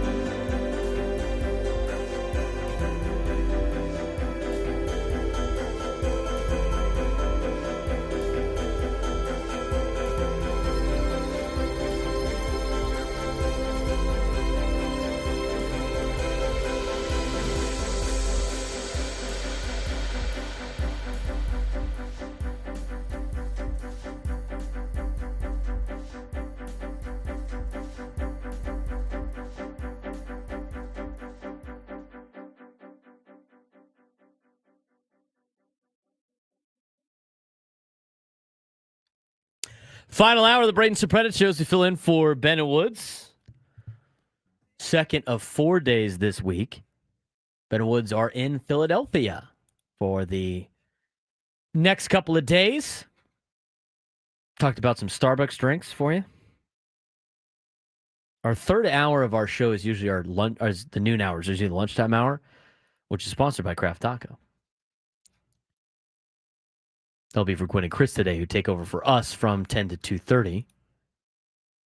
But since, we like talking about food on the show, we're kind of like, we're a sports show, but it's lifestyle. We like talking about the different lifestyle things in San Diego. We spent like 10 minutes on my hat this morning. Frank's like, why are your letters upside down? It's a style, Frank. You know what? We should get you a Hofstra one. Penn State, upside down lid. I don't think Hofstra is known or cared about enough. And Penn State, I saw the Penn State one. I wasn't a fan. I think what about the espresso one? I think, again, I just don't get it. I don't get why you would want the letters upside down and backwards. It's hip, dude. Is it? Yeah. Is it, though? All the kids are doing it. Is it really, though? They have ones that are like, they got a Happy Valley hat that's just right side up. That's fine. But here's the thing. Just having state upside down, it look like a generic state. When you look at me, you see what I'm wearing. Like, I got a red polo. I got old, if I can stand up long enough. Don't fall over. I've got old denim jeans on. I got a NASCAR hat from 15 years ago on. What about me screams cool, hip, with the times, doing what the kids do? Is there anything about me that screams that guy has a fashion sense? Well, like we've been saying on this show, we are right just a little early. So maybe you're just ahead of your time. I need a makeover. This is also partly because I had to dress myself at 4:30 this morning, and I didn't care nearly as much. You need a makeover? Bro, I'm wearing basketball shorts. I'm wearing the Nothing Easy TCU NCAA tournament long sleeve shirt. I'm wearing a TCU hat.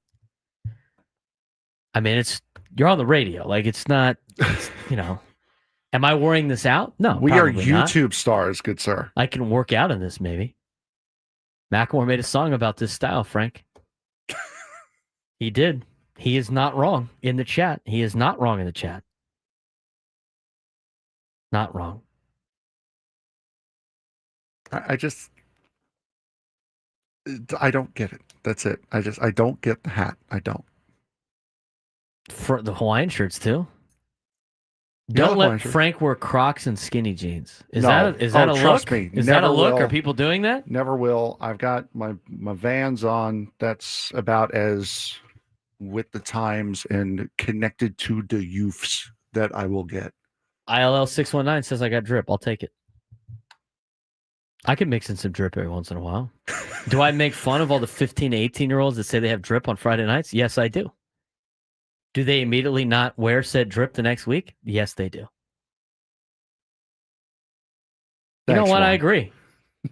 Thanks, Juan. Kids are wearing that fit. Rod's on it. You know what fit means, right? Yeah, I know I know what words mean, yes. Well, you don't necessarily know. Junior says in the chat, San Diegans usually have drip. Well, then, is Frank a San Diegan or is he New Yorker should have drip too. I've honestly, I believe I passed it last year. I've lived in San Diego longer in my life now than I have New York. Does that pain you? I still call myself a New Yorker. So you sound more of a New Yorker than you sound like a San Diegan. Well, there you go. Would you consider the way I talk an accent? No, I agree. It's just the way you talk. Do you think do you think there's I've had this conversation when I was in college. I was like one of the limited Californians for a while. I felt like I just talked normal. Yeah, because it's normal to you because you're used to hearing it. But like I'm saying, is this a like California accent? If I showed up to a different state, you're like, oh, that guy's from California. No, because I can hear the New York in your voice a little bit. I would hope so. So it makes sense. I feel like California is like, unless you say bro or talk like a bum, you don't really have a California accent. If Frank doesn't eat Kraft tacos soon, ship it back to New York. You know what? That might be in play. Yeah, the Californians like on Saturday Oh Live. no! Don't send me to where I can get the best pizza on the planet, please. Don't. It's Tuesday, do dude. That. You got to like the tacos today. Don't do that. No, every day is pizza day. It's a bit especially when you're a recovering fat guy. Every day is pizza day. I had pizza last night. See, every day is pizza. I'm so sick of eating pizza. I was sick of eating pizza before I went to Italy. Where'd you get it from? I went to our friends at OG's in Carmel Mountain. Oh yeah, that's right. That's where I went. I had to, because our guy Crumb. I told you he eats like at 5 places. He's been getting his phone's been blowing up every time we sent. It's ever since we sent that. He still gets like random texts. You put ketchup on your carne asada tacos? Yes, he does. By the way, you bring it on yourself at that point. I know. So he eats at 5 restaurants. We talked about that. He eats at BJ's. He eats at In-N-Out. He eats at Carl Strauss. He eats at OG's. And there's got to be another one that I'm blanking on. But so yesterday at softball was different. We decided to film some content for the Braden Surprenant show. Mm-hmm. So I was mic'd up. My brother was mic'd up. We had played our game. My buddy Matt, who filmed the golf tournament mic'd up thing, which you guys will see event. When we get enough of these together, that will be our commercial breaks. You don't have to listen to generic music every time. We'll mix it in. Don't diss the lo-fi. I don't hear it, so I don't really care what it says or what it sounds like. I said mix it in. If you played the same 5 videos on every single break, that would get old really fast. Yes, it would. So we're going to try to do some man on the street stuff. Where OTL is going to be a big content day as well. So a little bit of a special circumstance. Crumb had 2 punch-outs last night, which was pretty nice. So we went to OG's because, my buddy Matt's like, oh, isn't that one of the spots he always goes to? So we went to OG's and used one of the coupons that they gave us when they came here. But again, I was like I'll eat the pizza, but I feel like for the last 2 months, I've had pizza at least like twice a week. And it's not New York style pizza, so it's like it's not the same. There are 4 places that I have found acceptable out here as a New Yorker. Bronx Pizza on Washington Street. I like Bronx Pizza. Cash only. Yeah, that's cash only. And they have an ATM in there that will charge you for using the ATM. So make sure you bring cash.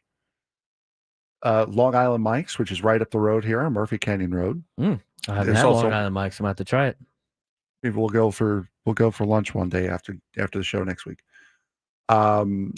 It's right up on Murphy Canyon. I think there's also one in Spring Valley. Okay. Luigi's, which is down in Imperial Beach, right on the main road on Imperial Beach. Fantastic.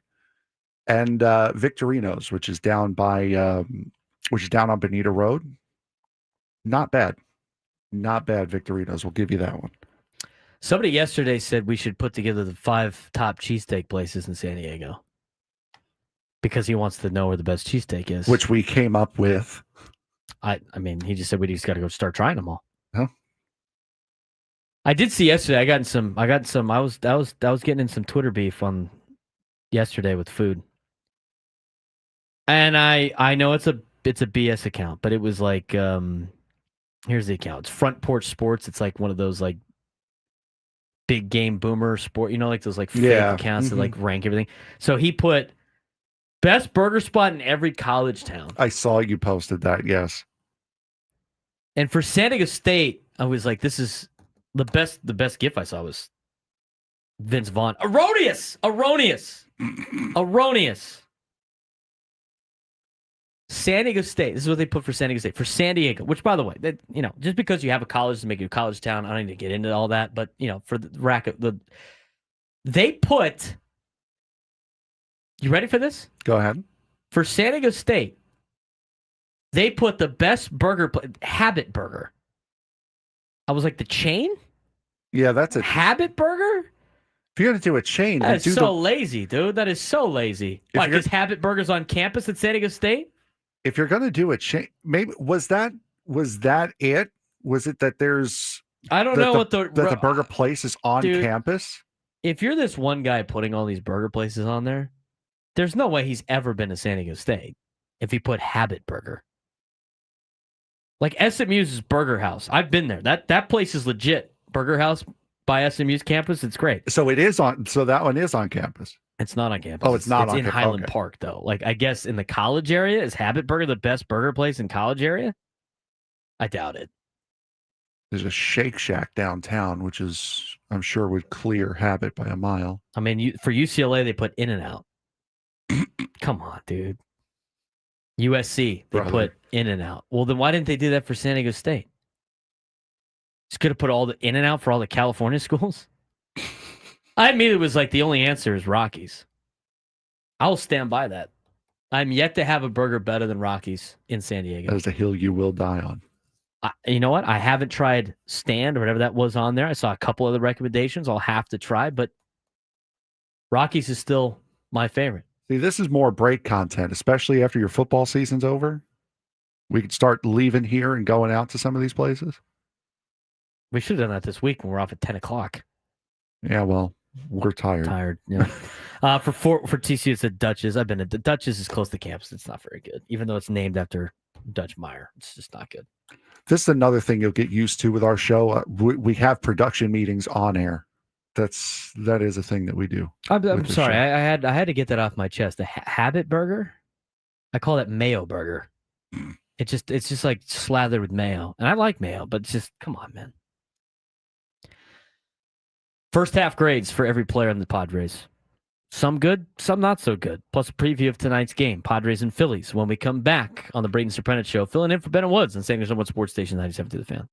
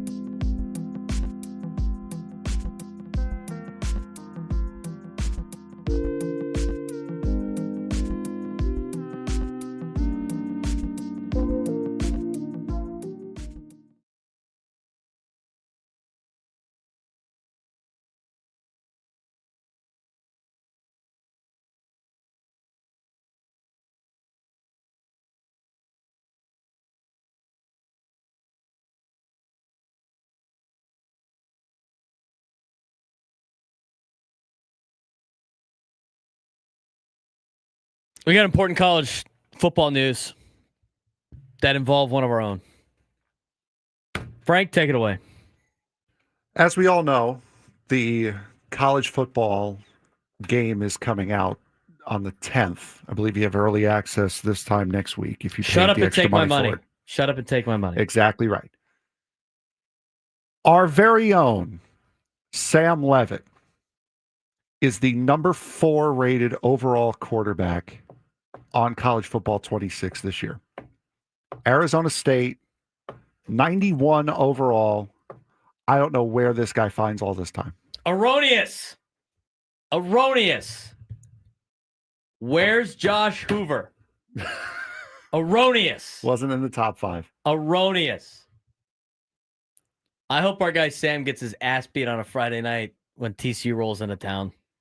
I think that's in either September or October. I'm sure you could tell him that tomorrow when he comes in to relieve us I at will. 9 a.m. You better be worried about the frogs coming into town. I'm so upset. Just think we would be They made that a Friday night game. We would be 15 minutes off the air already this time tomorrow. How about that? 15 minutes done with work. Talk about what to do on that. September 26th, Sam, you're getting your ass kicked, all right? The frogs are in town, in Tempe. You know what? I think we got a good chance because, our quarterback is locked in on the season. Their quarterback is doing pre- and post-game shows to the Padres. I mean, what a waste of time for them. It's a 91 overall, too. While focusing on all of this stuff I can't believe it. It's incredible, this guy. Sam's getting his ass kicked September 26th. Friday. I'm so pissed they moved that game. So upset they moved that game to a Friday. It's like the only game close to me that's a simple flight is when they play in Arizona and they play it on a Friday night when I'm coaching football. Erroneous. 833-288-0973, 833-288-0973. We've talked about enough food today. The people are just lighting up the chat with pizza and burgers, and you got to distract them from the Padres maybe sometimes. Davis in San Diego's got a trade idea. He had one yesterday. Wasn't bad. What do we got today, Davis? All right.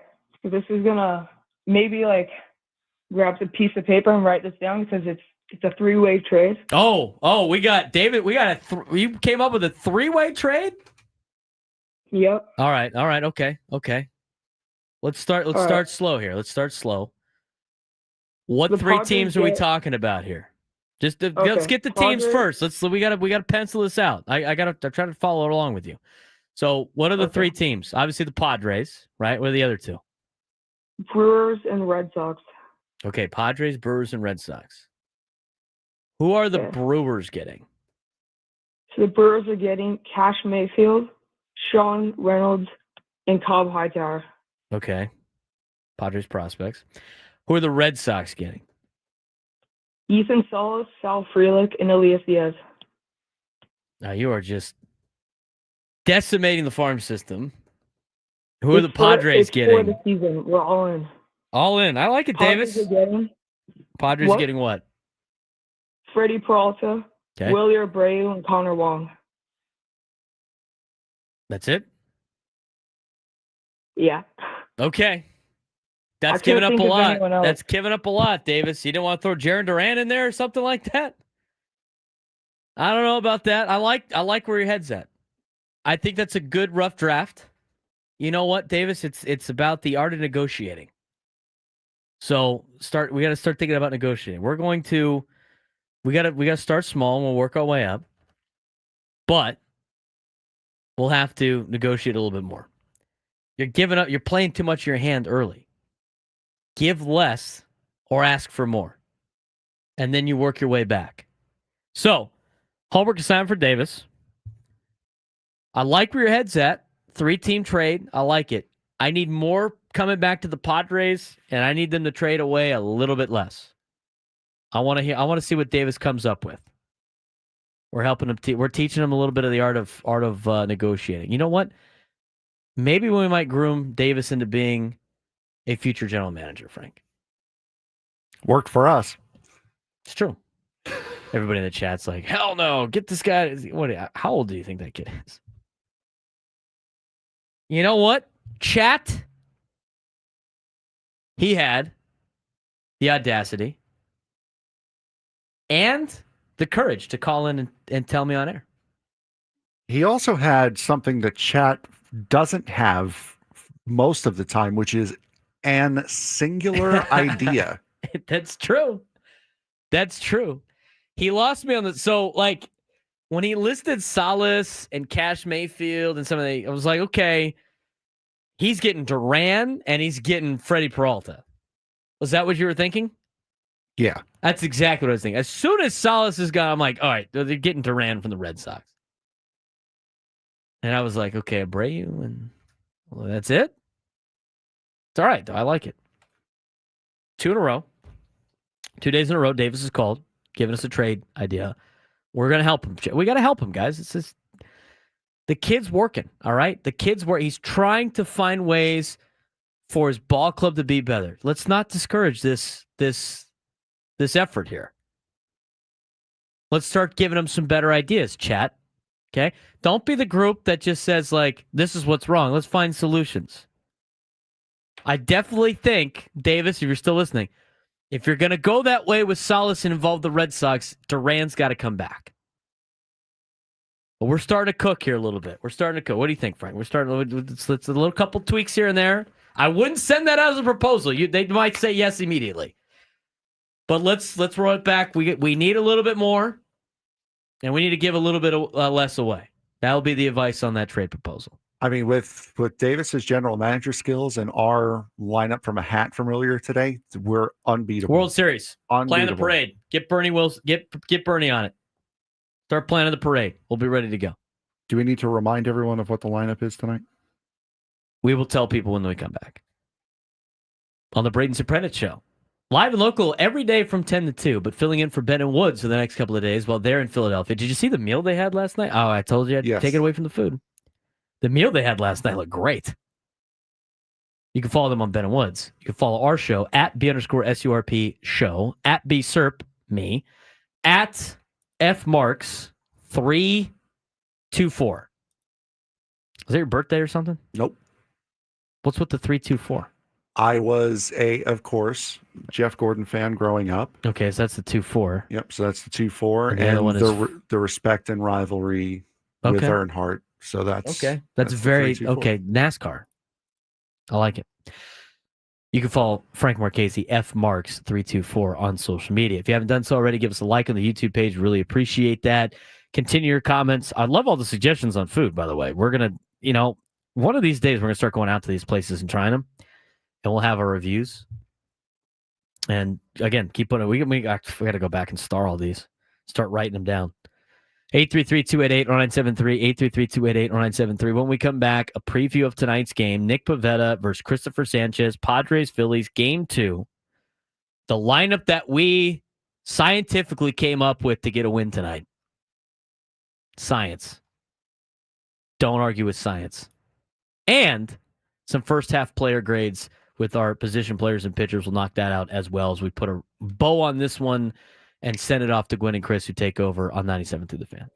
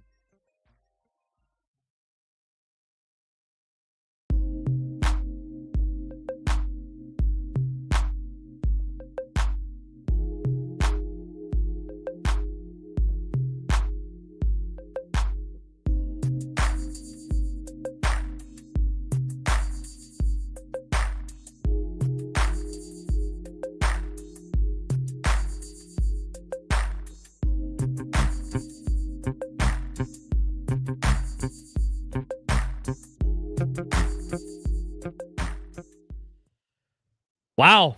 Back-to-back days. Did you have that scheduled now? I did not. Do you think Adam did it?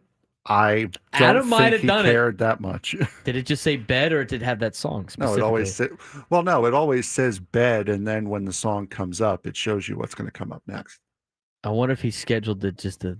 That's back to. We've never had back-to-back days where the beginning of our final segment was that Blink-182 song. Well, so sorry, it's over. That's not the name of the song. There you go. But anyway, what were we? Our lineup. Well, the Padres' offense hasn't been great, Frank. No, it is not. Hasn't been great. I apologize to Go Aztecs in the chat on Twitch already. We didn't get to the Aztec stuff today. We'll do that We'll try to tomorrow. get it to it tomorrow. We are more of the college athletics guys of the station. I don't think anybody can really argue with that. I know we have 2 Aztec alums on the next show, but in the reality of everything, this is the college sports show out of the group. Morning show's audience is mostly baseball. So we'd like to save some of the college football stuff during our midday slot in the middle of the day.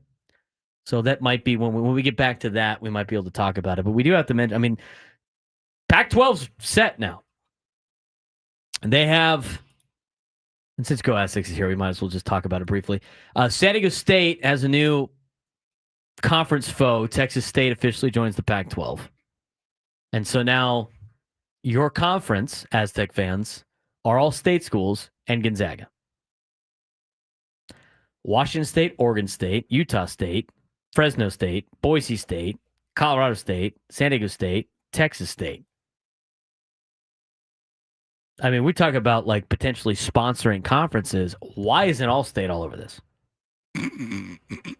Because Gonzaga's in it. That's it. Got to change the name to Gonzaga State. Or the fact that All-State already sponsored the Big 12. So, yeah. It's called the Pac-12, but it's really the Pac 8.5. The Pac State. As Tim Day said in the chat, Pac 8.5. You can't even say Pac 9 because they don't even have a football team, Gonzaga. It's the Pac 8.5. Glorified Mountain West Conference. Glorified Mountain West Conference. Is it, when your big acquisition, though, is Texas State, is it really glorified? Not really. I mean, they've been a lot better as of late in football. Like but Texas, still, like, sure. So here's Texas State for you. Mark Zleter did a great job of breaking that. Who is Texas State? The Bobcats. Their mascot is Boko the Bobcat. I'm glad I know that piece of information. Selection from a student naming contest in 1964 that netted $5 for the winner. The official colors are maroon and gold. They're in San Marcos, Texas. It's spelled like San Marcos, but they say San Marcos. Because Texas is wrong. Maybe that should be the rivalry of San Diego State. San Marcos versus San Marcos. How we pronounce that. Whoever loses has to pronounce their San Marcos the other side's way. It's kind of odd to put that in a trophy, though. I think they Like should it's do a a rivalry breakfast game. burrito versus breakfast taco rivalry. There should be half burrito, half taco. And I think that's what it should be. This is all stupid. Most famous alumni is President Johnson. Lyndon B. Johnson went to what was at the time Southwest Texas State Teachers College in the 1920s. Rolls right off the tongue, that name. I could see why Texas State was probably picked. Texas State has 36,000 undergrad students and a total of 40,000 students, seventh largest university in the state of Texas. And students presumably don't sweep floors and shower only in the gym, which is what Lyndon B. Johnson did back in the 1920s. Anyway, they're the new member of the Pac-12. One of my friends went and did some research on it. I mean, they have not been great. Like overall in the last couple of years, in terms of everything, they have not been great record-wise. They were D2 not all that long ago, weren't they? I think so. I think it took them a while to be D1. My friend put this together. I got to go find it, but it was like their football records below 500 in the last 10 years or something like that. Their basketball program has been not good at all. Perfect NCAA 26 rebuild then. It is. All right, so here's Texas State from an on-field perspective. Again, I'm trying to find like what aside from just finding an eighth member of your conference, what the importance is in Texas State. Texas State football record in the Sun Belt, which they just recently joined. They're 29-60. They went 29-66 in the Sun Belt. Close. That's a 305 winning percentage in football. That's who they added to the Pac-12. Texas State basketball has 209 wins total since 2012. 209 wins since 2012. Awful. 0 conference championships and 0 NCAA tournament berths since 1996. And the Pac-12 is doing victory laps because of this. Right. Gotcha. 209 wins. Power conference, folks. Texas State baseball, 351 wins since joining the Sun Belt. Sounds pretty good, except for the fact that you play like 60 games a year. They have made the tournament one time. That has been added in the main 3 sports to the Pac-12. The Pac-12 that claims they're a power conference. This is where the whole thing breaks out again. It's not that it's better than the Mountain West. because I think Frank and I are in agreement on this. It's slightly better. It's better than Mountain West. It's not slightly better. It's better than Mountain West. Would you agree with that? Yeah. It's better than the Mountain West. Marginally. About as marginal as you can get. But it's better. Like, you took the best teams out of the Mountain West and put them in one conference with two teams that got left behind in power conferences. In a power conference, right? Yeah. It's better. So from that standpoint, yeah, it's not bad. You're surviving. But where I draw the line is where it's like, oh, we're a power conference again. No, you're not. Not even close. You tell me Texas State plays any of these power conference, like even the bottom feeder of the power conferences. How does Texas State do if they go to Vanderbilt in football? It might be close, but they're not going to beat Vanderbilt. I mean, come on. Texas State might give Houston a run for their money. I don't think they're beating Houston in the Big 12. I mean, basketball standpoint, they're already loaded with Gonzaga and San Diego State. That's a good basketball conference. It's a good basketball conference. But overall, like, it's not a power conference. And I'm tired of this.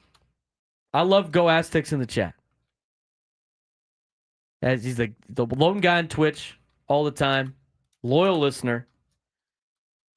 But brother, heart to heart, Stanford and Cal are not coming back to this conference.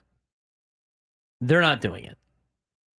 If they would never allow you guys to be in the same conference with them before because of academics, what gives you the incentive that Stanford and Cal is going to want to join a conference with, as Bernie Wilson coins, Donkey State, Boise State, and Texas State, and Colorado State, and Fresno State? Are you kidding me? Stanford and Cal never want to be associated with Fresno State ever. San Diego State, it's going to be a research institute. That is great news. They're probably one of the higher academic institutions in this conference. Stanford and Cal aren't joining a conference with Texas State and Boise State and Fresno State and Utah State and Colorado State. They will become independent before they do that. It will petition the Ivy League to let them play in the Ivy League. But it's not happening. And the best response that we have gotten from that, yeah, they will in NCAA 20. You know what? Fair enough. You got a point there, okay? You got a point there. If you're doing that, just take San Diego State out of the Pac-12, throw them in the Big 12 for us, Go Aztecs, and enjoy your life. You know what? Do that instead. Do that instead. Let's talk about the Padres lineup we created scientifically and some first half grades after we take a look at traffic. From the 855 Get Ross Traffic Center, protecting San Diego after accidents or injury, here's Kelly Danick. That traffic alert remains in effect. South 805 past Telegraph Canyon Road. 3 left lanes remain blocked, all due to investigation of that fatal accident that happened last night around 8 o'clock. Yeah, we thought lanes would be reopened by now, but the investigation continues. South 805 past Telegraph Canyon Road. Also going to find a crash clearing stage on westbound 8 Mission Center Road. It's over to the right shoulder. Traveling on North 163 before Genesee. Reports of a ladder in the 2 left lanes. And on the coastline, collision northbound 5 before Birmingham. Unfortunately, this one is in middle lanes.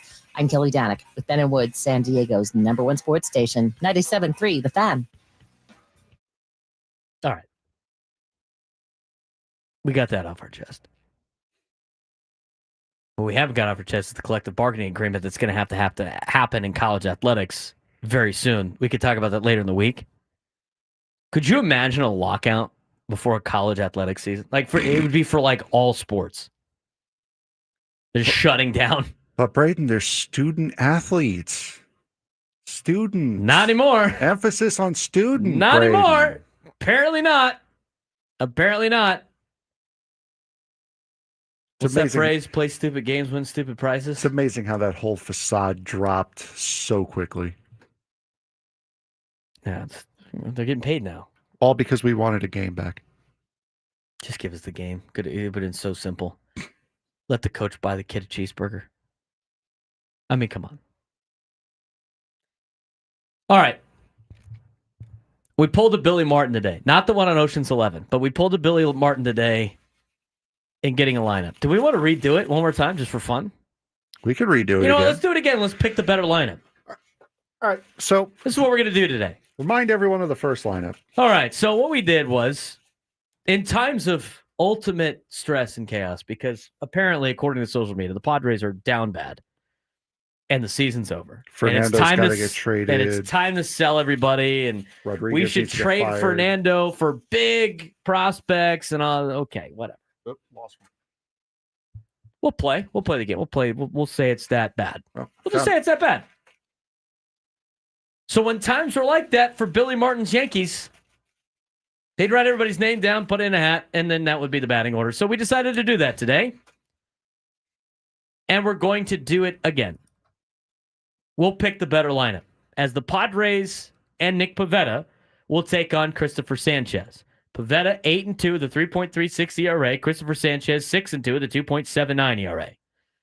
The first lineup we came up with, actually, aside from maybe one spot in there, if you flip Manny and Diaz, this is not a bad lineup. I tell you that. The lineup that we pulled names out of a hat earlier this morning: Fernando Tatis Jr., Elias Diaz. Oops. Found it. Jackson Merrill, Luis Arraez, Xander Bogaerts, Jake Cronenworth, Bryce Johnson, Manny Machado, Gavin Sheets. Again, you switch Manny and Diaz, it's not bad. Aside from the fact batting Gavin Sheets 9th, think about how crazy social media would be if that happened. All right. So that is lineup number 1. Are we ready for lineup number 2? Yeah, our leadoff hitter jumped out of the hat, so let's go with this here. Leadoff hitter for lineup number 2 will be. Please be Fernando again. Who is it? It's Luis Arraez. All right. Well, maybe we're on to something here. Luis Arraez is our leadoff hitter. All right. Nothing to see here. Nothing out of the ordinary so far. We might correctly guess the lineup tonight doing this. Please be Bryce Johnson. Number 2. Diaz again.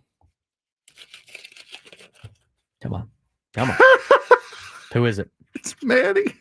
All right, we're on a roll. We're picking the same exact lineup as last week.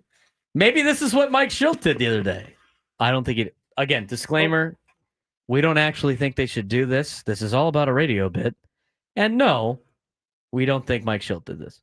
All right. Continue. Our number 4 hitter fell on the floor. So let's see. Our number 5 hitter, our number 3 hitter. Our number 3 hitter is Bryce Johnson. So Bryce Johnson coming up in the 3 hole. This is where you lose me. Although his average is high. We go to the floor for our 4th pick. Is this a weighted hat? No, it's not a weighted. It's foul for dropping the name, by the way. He draws the foul. Frank's second personal, 3rd team foul. Fernando, number 4. Again, we're like one away from this being legitimate what it is. And like I said, it just goes to show the names and the teams and the guys you're picking out of this hat here. They ain't bad.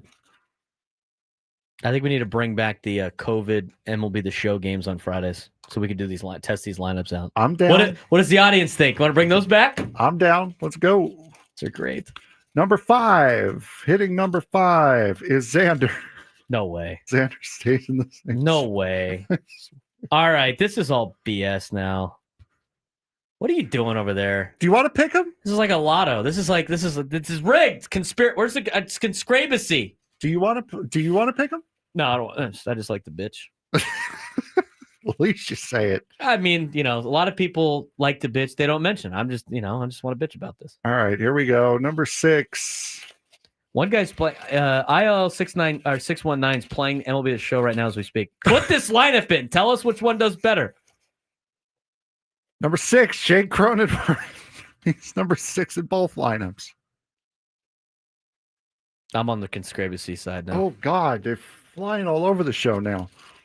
Here we go. Number it's 7. Raining really hard outside. Number 7, Gavin Sheets. The only one really getting like the short end of the stick on this deal is Gavin Sheets. He's kind of getting housed. All right. Do we go with we either have Merrill or Diaz left. Do we go with the pick that's still in the hat, or do we go with the one that came out? It is on the board. On the board. Okay, on the board. That Number was 8. Jumping out at us. Diaz. Please be Diaz. It is Elias Diaz. This is not terrible. Which means Jackson Merrill is hitting number 9. Second leadoff, dude. Lads, I think it's the second lineup. Well, here the question is: would you rather have Elias Diaz bat second or Bryce eighth. Johnson bat third? You know what? Elias Diaz has accidentally run into a couple of fastballs this year. True. I'll take lineup one. Lineup one is, again, we drew them out of a hat. It's all the same guys. They still have to hit. The whole point of this exercise is like whatever way you want to shuffle them around, they all still have, the same guys still have to hit, regardless of where the spot is in the order. You can mix and match as much as you want. Bryce Johnson's batting third. I'm done watching Padres baseball. Yeah, that'd be kind of rough. Which lineup would create more of a riot on social media?